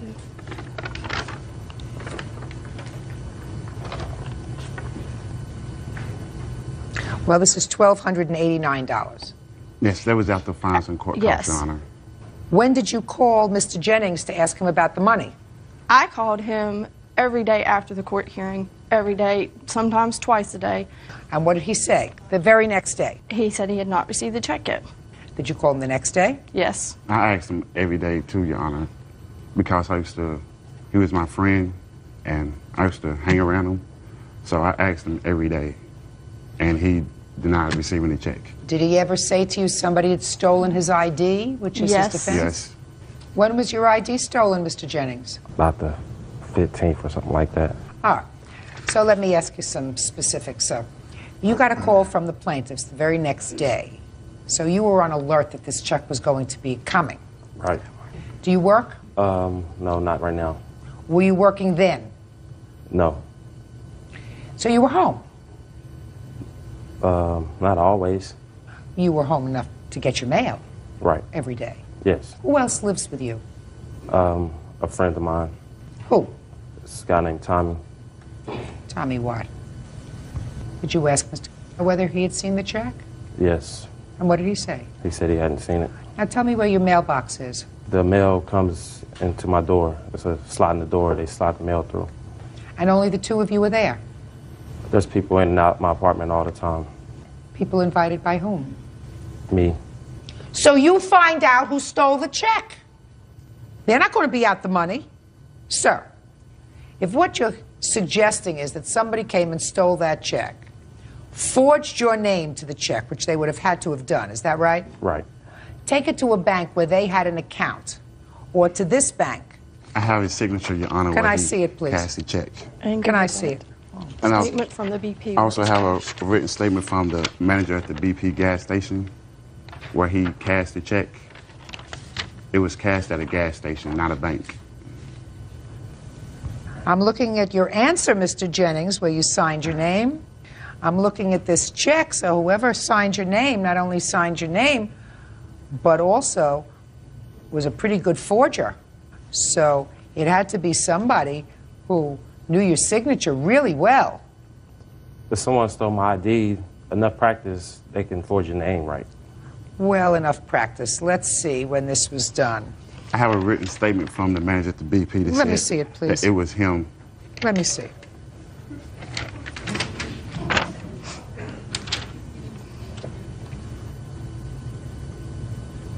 Well, the only problem with this letter, which indicates that John Jennings came into the store and, in fact, cashed this check, is that I don't know whether this man knows John Jennings. I can tell you how he knows him, though. I mean, just in my words, that John Jennings used to work at a place called Kitchen, and the BP is right next to it, and he used to go there to get his checks from the kitchen cashed. And that's how the guy knew him. And he has no bank account, so therefore he couldn't go to a bank. He had to go to the BP to get the check cashed.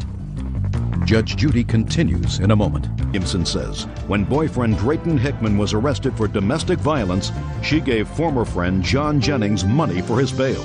Angie and Drayton claim John stole the refund check. Mr. Jennings, I'm not prepared at this moment in time to say that you are a thief.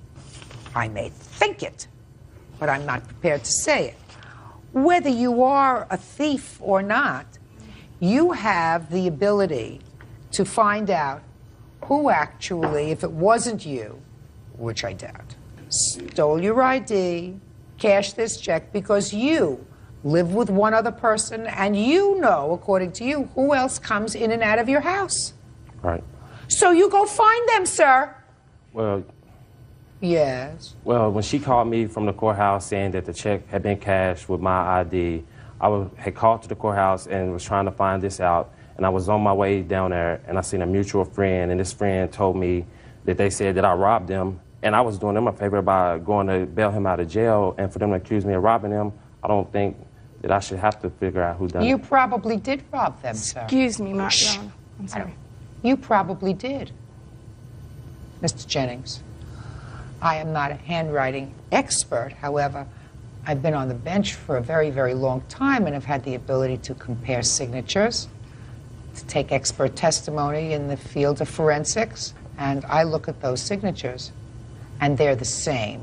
You signed twice, once before the check was cashed, and then they said to you, no, we want to see you sign it again right here so that you're not going to take a lot of time to sign your name. And the same signature, Mr. Jennings. And all this happened in a relatively short period of time so that whoever signed that check didn't have a couple of months to sit around and try to figure out who signed, how to sign the name very, very quickly.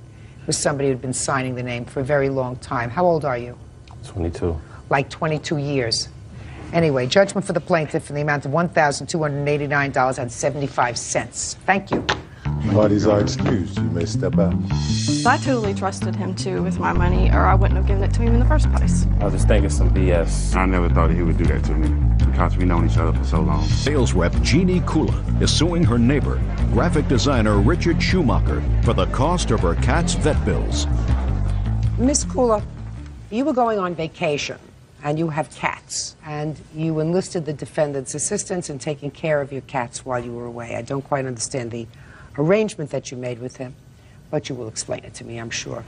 Your complaint alleges that because of his either negligence or purposeful actions, he locked one of the cats in a closet. And as a result of that, the cat had to be treated by a veterinarian. Your bill was $1,400 change, and you want him to pay for that vet bill. How do you know the defendant? The defendant was a friend of a friend, and he was introduced to me, and I was told that he needed a place to stay. He was between living arrangements, and we were planning our vacation. So normally we had someone come in twice a day to feed my 2 cats, but my one cat had a thyroid condition, and she was very thin and very frail, and we were just worried about her. We thought, wouldn't it be nice to have someone there and look after her a little bit? So Richard came over a couple times, and things seemed to go well. You mean before you went on vacation? Right, right. And did you discuss with him staying at your house? Yes, he was very excited about staying there because we have a very great beach apartment. But he assured me that he grew up with cats, and he liked cats, he would take care of cats, and he promised to look after my tabby, who was in tentative condition. And okay. Now, other than the fact that he was to stay in your home, and that was clear, he was going to be sleeping there. Right. While you were away. And how long was this vacation? 6 nights. Was there any financial arrangement? Was he going to be paid in addition to having the use of your apartment? No, normally the going rate for cat sitting is under $30 a day, and a furnished beach apartment like ours goes for at least $130 or $150 a night. But you didn't discuss that with him? No. You just said, you can come and stay and watch my cats. Exactly. And he assured me everything was fine. I gave him my cell phone number, I gave him my neighbor's number, I gave him the vet's number, and everything seemed fine. I called him every day for the first few days while I was gone. And he was there? And he was there. He said everything was fine, no problems. I called the day before we came home, and I left a message on his voicemail. He didn't answer, and I said, would you please call me if there are any problems? He did not call me back. So we came home late the next day, and we walked in the door, and I still can't talk about this. The cat was lying there half dead. She was lying there. She was all wet, and she couldn't eat or drink anymore. She was just lying there, and she was covered with, she smelled like urine, and she smelled like feces, and she smelled like chemicals, and she was all wet with water. So immediately I called him, and I said, what happened to the cat? And he said, I don't know. I was just there just a few hours ago. I came in, and she was fine. Well, she didn't give herself a bath, so I know he's not telling me everything. So while I was on the phone with him, Tom opened this small utility closet that was in the bathroom, and there was this detergent bottle that had broken. Apparently she was struggling to get out, and we don't know how long she was there. There was a lot of urine, a lot of liquid feces, and it was spread all over the door and all over the wall because she was struggling to get out. He said he found her Monday morning when he was getting ready for work, so we know she'd been there for some time. Who found her Monday morning? Richard did. Okay. Your Honor, wait a second. I'll get back to you. Okay. What day did you come back? We came back Tuesday late. Tuesday? Right. So he told you that he found the cat that way on Monday? Right. We took her to the vet. She required 24-hour-a-day medical attention to save her life. She almost died. I had to transport her with her IV bag from 3 different facilities. I have copies. Can I see the report of from medical the vet? records, and I have Can I see, please?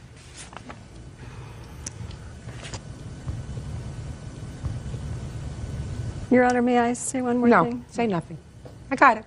You presented your evidence, right? I just wanted to tell you what happened after that. It was another month. We had to put antibiotic lotion all over her paws, her legs, her chest, and we had to put salve on her, and then all of the skin and the fur from these parts of her body fell off. I read it in the report. And she had to wear a cone, and it was just... Okay, now I'll hear from you, sir.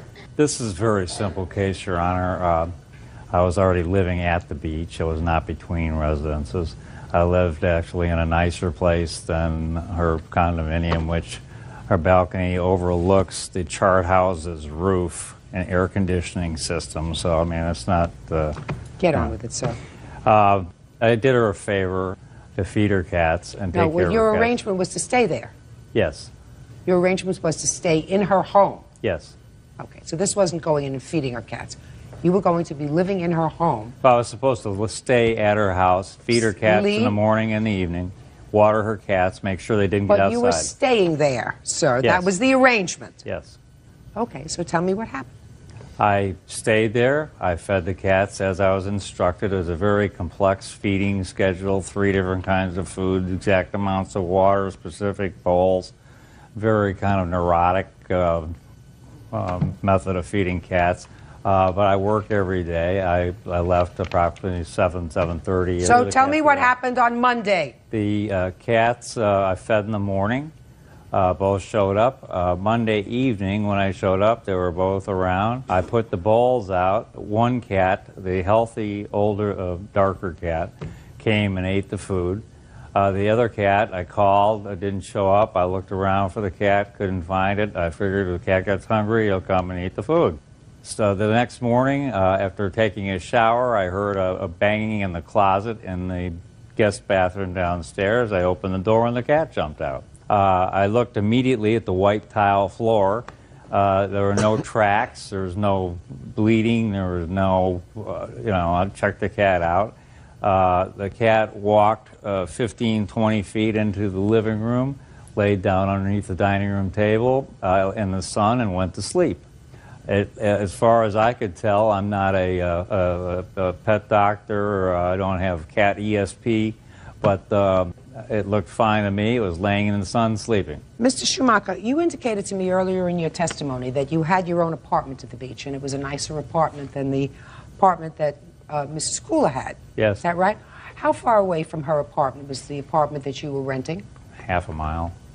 Now, for the week that you were at Mrs. Kula's, did you go home and check your mail? Yes. Every day? Yes. Who do you live with? Who were you living with At then? the time, I was staying with a friend of mine. So this wasn't your apartment, this was a friend's apartment. Right. So you were staying with a friend. Yes, while I was looking for an apartment. Okay. And so either day or evening you would go back there after work to check your Yeah, mail. I also work there. It's a home office, and we have a business out of there, and it's, Ms. Kula, when someone assumes the responsibility as business to take care of your pets, they are, of course, responsible. Responsible if anything happens to your pet other than, a natural illness or force of nature. Mr. Schumacher was, in fact, almost in a barter relationship with you. He had the use of an apartment alone, without a friend, for a period of 6 days. And therefore, his level of responsibility, in my judgment, is the same as if he had a job. I don't believe him that he was there on Sunday night and Monday night and fed the cats on Monday night and checked them out on Tuesday morning. I fed the cats every morning and night, Your Honor. I do not believe, sir, that the picture described by Mrs. Kula and that the veterinary report as provided by her supports your story that the cat was left in that room for maybe an hour or two, and certainly there was no evidence when you looked inside the room that the cat had been in any distress. Mr. Schumacher, this is your responsibility. If you do not wish to take on the responsibility of taking care of living things, then don't do it. If you do, you have the responsibility to do it well. I took very good care of You the cat. did not. That cat required 4 weeks' worth of IV antibiotics, came in, had lost at least 1 pound of body weight, according to the vet who treats this cat regularly, and that didn't happen over a period of 2 hours. No, it didn't. It happened over a period of the age of the cat. The cat was in dying shape when I accepted the position. Then you shouldn't have accepted the position, Mr. Schumacher. I guess not. and I That's won't right. again. Judgment for the plaintiff in the amount of $1,400. That's all. Parties are excused. You may step out. It's been horrible. I've been having trouble getting over it. I think she should see somebody and get some help. I probably do need it. It's been a very traumatic thing, and I still have nightmares about the whole ordeal. I was trying to do her a good favor, and that's the last time I'll do her a favor. I just wish that no one ever trusts their children with him. I just wish her the best. I hope she gets the mental and physical help that she and her cat. And her husband, Edward, are suing Mary's sister, Nurse Joan Pulaski, for renting out their home without permission and then selling their household appliances. Order. All rise.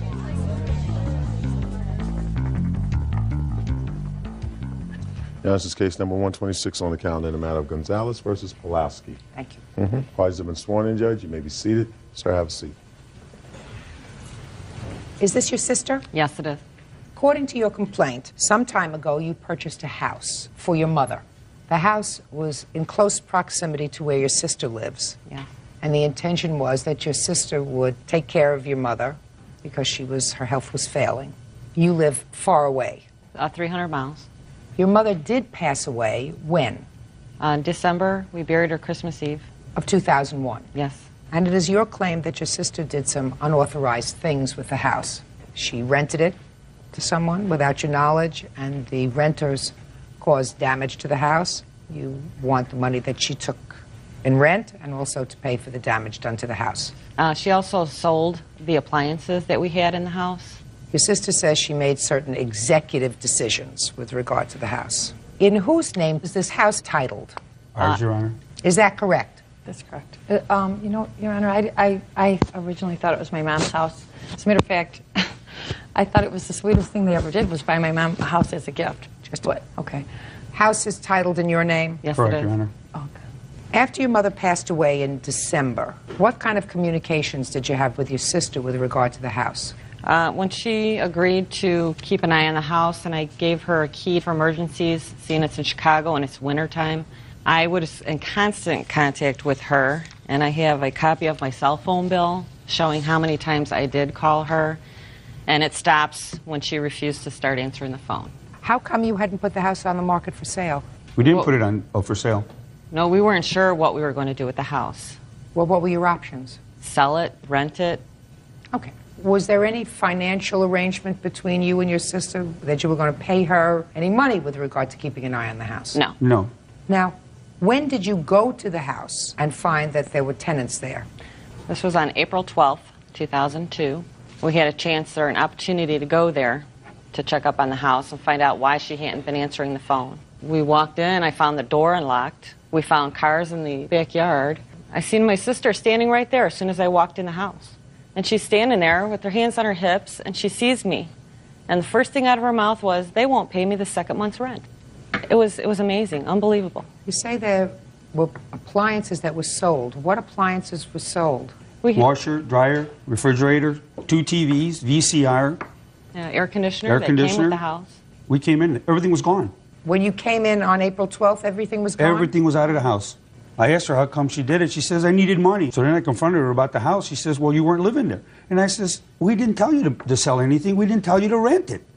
I mean, it's not yours to rent, and it's not your things to sell. Yeah. Okay, I'll hear from you now. Your mother passed away in December of 2001. You were watching the house. So, tell me what happened. Oh, my sister says she saw strangers there. This is a friend of ours from grammar school. Her son needed a place to stay. The house was vacant, and I was in between jobs, so I thought I would make it a win-win situation. I would make a couple extra dollars. I was going to tell her, I didn't stop taking your calls. That's all made up. I never stopped taking your calls. Just a second. Just talk to me. Okay, I'm sorry. But anyways, I just thought I was helping somebody. I really thought, my friend's son needed a place to stay. He just had a newborn baby. There's an empty place there. Nobody's in there. It's the middle of winter. I was going to rent it out, but then he was short on money, and he didn't have any money, and I wanted to wait to tell her until I had money. I was going to tell her, but I wanted to pay her. And I really tell me about sold the appliances because I needed the money. When he didn't come up with any money for rent, he gave me $200, and I needed to pay some bills too, and those aren't my sister's appliances. Those are all my mom's things. She may have bought the house that I thought was my mother's, but she didn't. Those are my mom's things. What things were your mom's? It's my mom's furniture. My No, mom's, we're talking about appliances. Okay, my mom's appliances, my mom's furniture, my mom's everything that was in there. Let me ask is you not this my question. sister's. When you purchased the house, Yeah. was there a refrigerator in the house? No, Your Honor, we had previously purchased all of these appliances for my mother before we even bought the house for her. She had those in her apartment, and we have receipts. You have her using our receipts. charge card No, to pay for the items. No, just a second. Wait. You purchased those things for your mother. Correct. As a gift. Yes. For her old apartment. Yes. Right. Once you make a gift to someone, they're no longer yours. So if your mother moved those things into the house, those items of personal property become part of her estate. Don't belong to you. Are there two siblings, just the two of you? No, Your Honor. How many children are there? We have two others, but they're not involved in any of this. Well, I can't make any judgment with regard to the appliances. The appliances are not yours. Do you understand that? Once you purchased them for your mother and gave them to her for her old place, they became her property, not your property anymore. The fact that your sister sold them is wrong, but it's not just you that's involved if you have two other siblings, because if you wish to make a big deal about it, then what you do is you have to get all four siblings, decide what the property was sold for, and each of you would get 1/4 of that. You would not get 100% of it. So if we buy it and pay for it ourselves, it's not ours no more. No, it is not yours. Not if you give it to somebody else. It's not yours anymore. You gave it to somebody. I'll put it to you another way. Let's say that your mother purchased appliances for you and gave them to you for your house, which is what you did for your mother. Yeah. And you moved them into a second house or a third house. Whose appliances are they? Okay. Whose appliances are they? They're yours. Somebody gave you a gift. Your mother-in-law gave you a gift. You made a gift to your mother. There was no arrangement with her that the title to this property would remain in your name, that you were just loaning these items to her. You were being good children. May I make a comment about what Joan had said earlier? Yes. She did know that the house was under our name Oh, you did because... not, you guys, and you know. Yes, you did. Even if you didn't care. Even if you didn't care. You had no right to exercise any control over that property. And if you didn't know that the property was in their name, then you should have found out. And I'm going to tell you why else I know that you knew the property was in your sister's and her husband's name. Because if you needed money, it's clear from what you say, you were in desperate need for money because you had bills to pay, you were in desperate need for money, you would have said to your sister, we have to sell the house because I need the money because I'm really stressed out now financially. Well, Judge, can I say something? Sure. The situation just came about. I didn't go look for a tenant. It just somebody needed. You knew the house was in their name, and you had no. Yes, you did. No, Eddie. You could ask Eddie. I called him, and we talked when he bought that. I was crying. I told him that it was the sweetest thing he ever had done for us. I ever heard of anyone doing for somebody. How old was your mother? She was in her 70s, and he gave that to her as a Christmas gift. Baloney. That's what they. He was. Hey. Listen. Why in the world would these people, who are not stupid people, make a gift to a woman who was probably not in very good health, in her 70s, and knowing that if she passed away in 2 months or 3 months, that property would become part of an estate and would be divided among 4 children? No, I didn't. 4 children. I didn't look ahead to what would happen. You don't look ahead at all, madam. Judge Judy continues in a moment. Mary's sister, Joan Pulowski, rented their home and sold their belongings without permission. Joan says she thought the house was owned by her deceased mother. Okay. How much did you get for the rent for the first month? $200. What kind of damage was done to the property? Your Honor, they told us they paid her $600. They didn't. Sir, listen to me. That's hearsay. Your Could Honor, I see the damage that was done to the house? She admitted it to the police that she collected $600, and I have a copy of the police report. No, I didn't. That's a copy of the police report, and she admits that I the police... I didn't tell the police any of that. Well, that's the police report. Oh, quiet down. But I did not, because I know what they gave me. And that's why I was telling you that they didn't give me the rest, otherwise I would have given you something. You guys, I'm not trying to, Your Honor, I'm reading something. Could you be quiet? I mean, are you on medication? No, I'm not. Good. I'm not on medication. Good, then be quiet. Well, this doesn't say that she was paid $600. This says she agreed to rent them the premises for $600 a month since it was vacant. It doesn't say she was paid $600. Okay. Now let me see photographs of the damage that was done to the house. The Polaroids, Your Honor, are the damages after we cleaned the place out. It took us 2 days to clean the place up, Your Honor. And the house, we bought the house, it was totally remodeled. Everything We was had brand new rugs, walls, was all brand new done. There's holes everywhere. The rugs were totally trashed. Your Honor, my mom lived there for a little while too. It's not like it was brand new. Your Honor. How long was your mother there? Just 2 weeks, but we were all, my 3 kids were there too. And Well, if your kids were there and your mother was there for 2 weeks, then you're responsible for this damage. Well, maybe, I don't know exactly what damages they saw. I didn't see it all, but I know Well, that I'll show you. I know the carpets weren't clean. I know that was one of the things she said. They were but brand new carpets, Your Honor, when she moved those in. carpets were not clean when I gave my friend the key. Well, then your kids made a mess of the carpets. I'm sorry. Well, then you pay for it. I could have cleaned it. I own a carpet cleaner, but they wouldn't allow it after I... Show this to the defendant, please. She's You know, outrageous. Your Honor, You're outrageous. really, this is a little bit going overboard. My mom would be very outraged that we were in court about this. That's probably true. Your behavior was outrageous. And then, Your Honor, I ran out of film and I couldn't photograph the screens on the windows. They're either missing or split, broken. Listen to me. She didn't take care of your property. You weren't gone very long. From December 2001 until April, we're only talking about 4 months. Well, in 4 months, they made a real mess out of the premises, because I believe that at the time that your mother moved in, you would not have moved your mother into a place that was not immaculate. Right. Well, you know, these people, they were only living there a month, Your Honor. That damage was done in a month. They busted the back door. They busted the bathroom door. I see. Totally Yeah, trashed it. I see. And I see what you're suing for, which is really pretty minimum, $3,900. Cost you more than that to clean up this mess. All right. It's very unfortunate. I'm sure your mother would not like the fact that 2 sisters are in court fighting with each other over this kind of thing. But your actions were absolutely 100% wrong and inappropriate. How much did you pay for this house? $70,000. I think you ought to sell it. Probably be a good idea if you sold it. I agree. Yeah, you don't want to live too close, because you never know. If you're not there, you're an absentee person.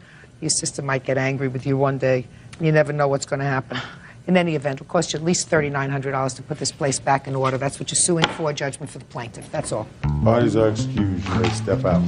My mother would be rolling over in her grave right now. She's not family. She did not do what family does. I think my sister's making a big deal about it. It's a big baby. She's a user. We could have worked this out together, but no. Personally, I'll never have nothing to do with her. Don't fight over money. It's not... 19-year-old student Judy Cox is suing her former friend, 19-year-old student Jerry Sinius, for damage to a car that was rented in her name.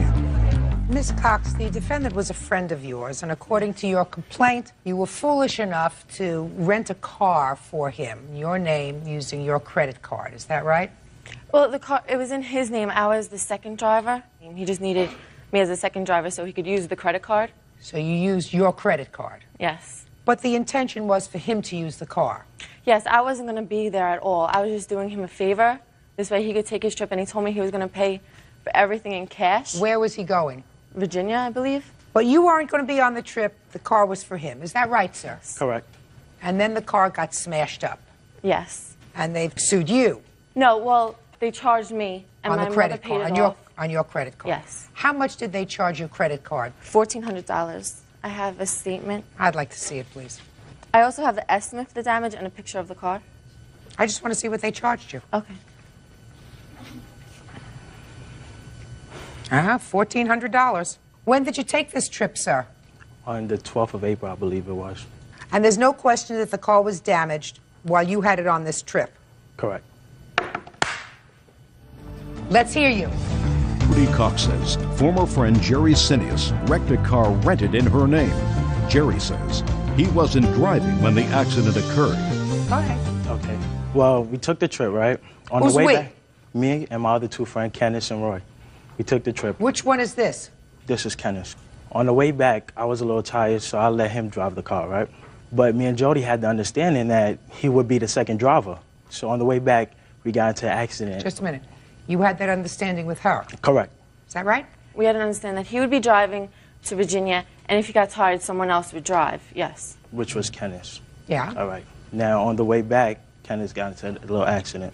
They hit the side of the car. And then we took it back to the rental place, and they said that I thought at first the insurance would cover it, but it didn't. So. Why not? I don't know the reason. Do you know the reason? No, they didn't even tell me this. I didn't even know until I got the credit card statement. Well, me, Kenneth, and Roy, we came to agreement that the person who was behind the wheel would tell Jody. Who asked her for the use of her credit card? I asked her. He was your friend? Yes, he was a good friend of mine as well. What about Kenneth? He was a friend, but I was good friends with Jerry. Go ahead. Okay. Well, we came to that agreement that Kenneth would tell Jody about the accident.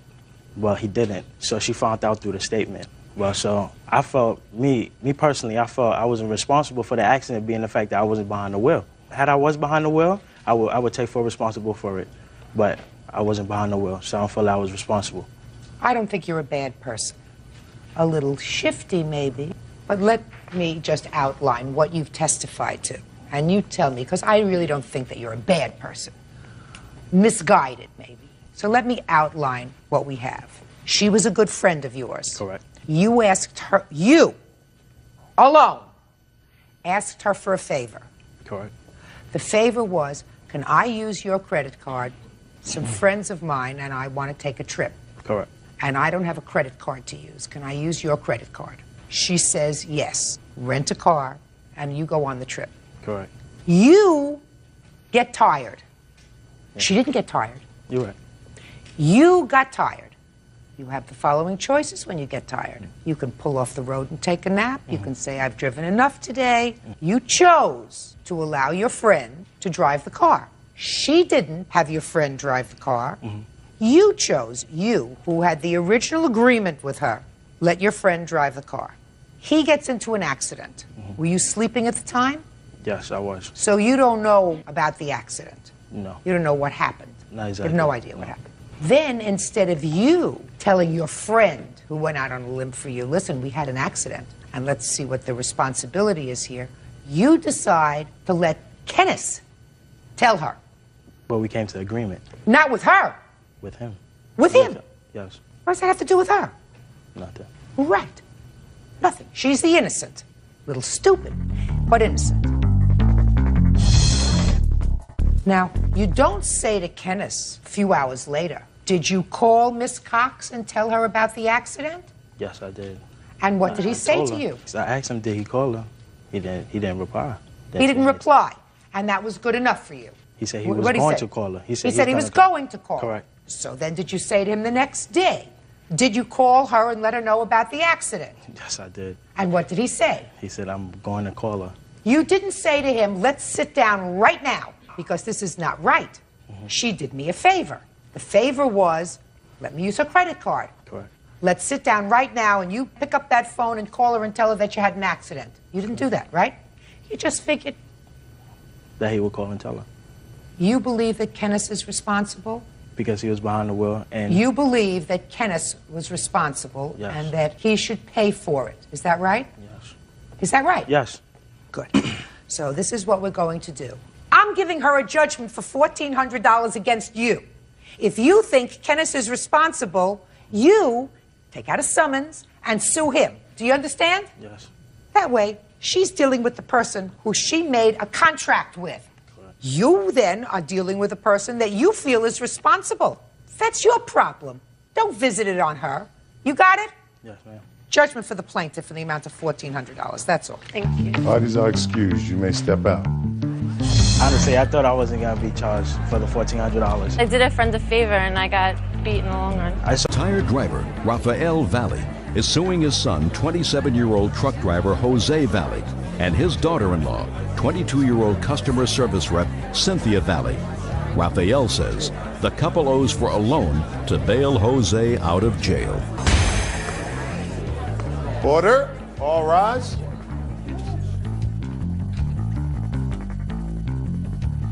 Yeah, this is case number 34 on the calendar in the matter of Valley versus Valley. Thank you, Bert. Quite welcome, Judge. Parties have been sworn in, Judge. You may be seated. Ma'am, have a seat, please. Having a senior moment there, darling? Having a senior moment. Get used to it.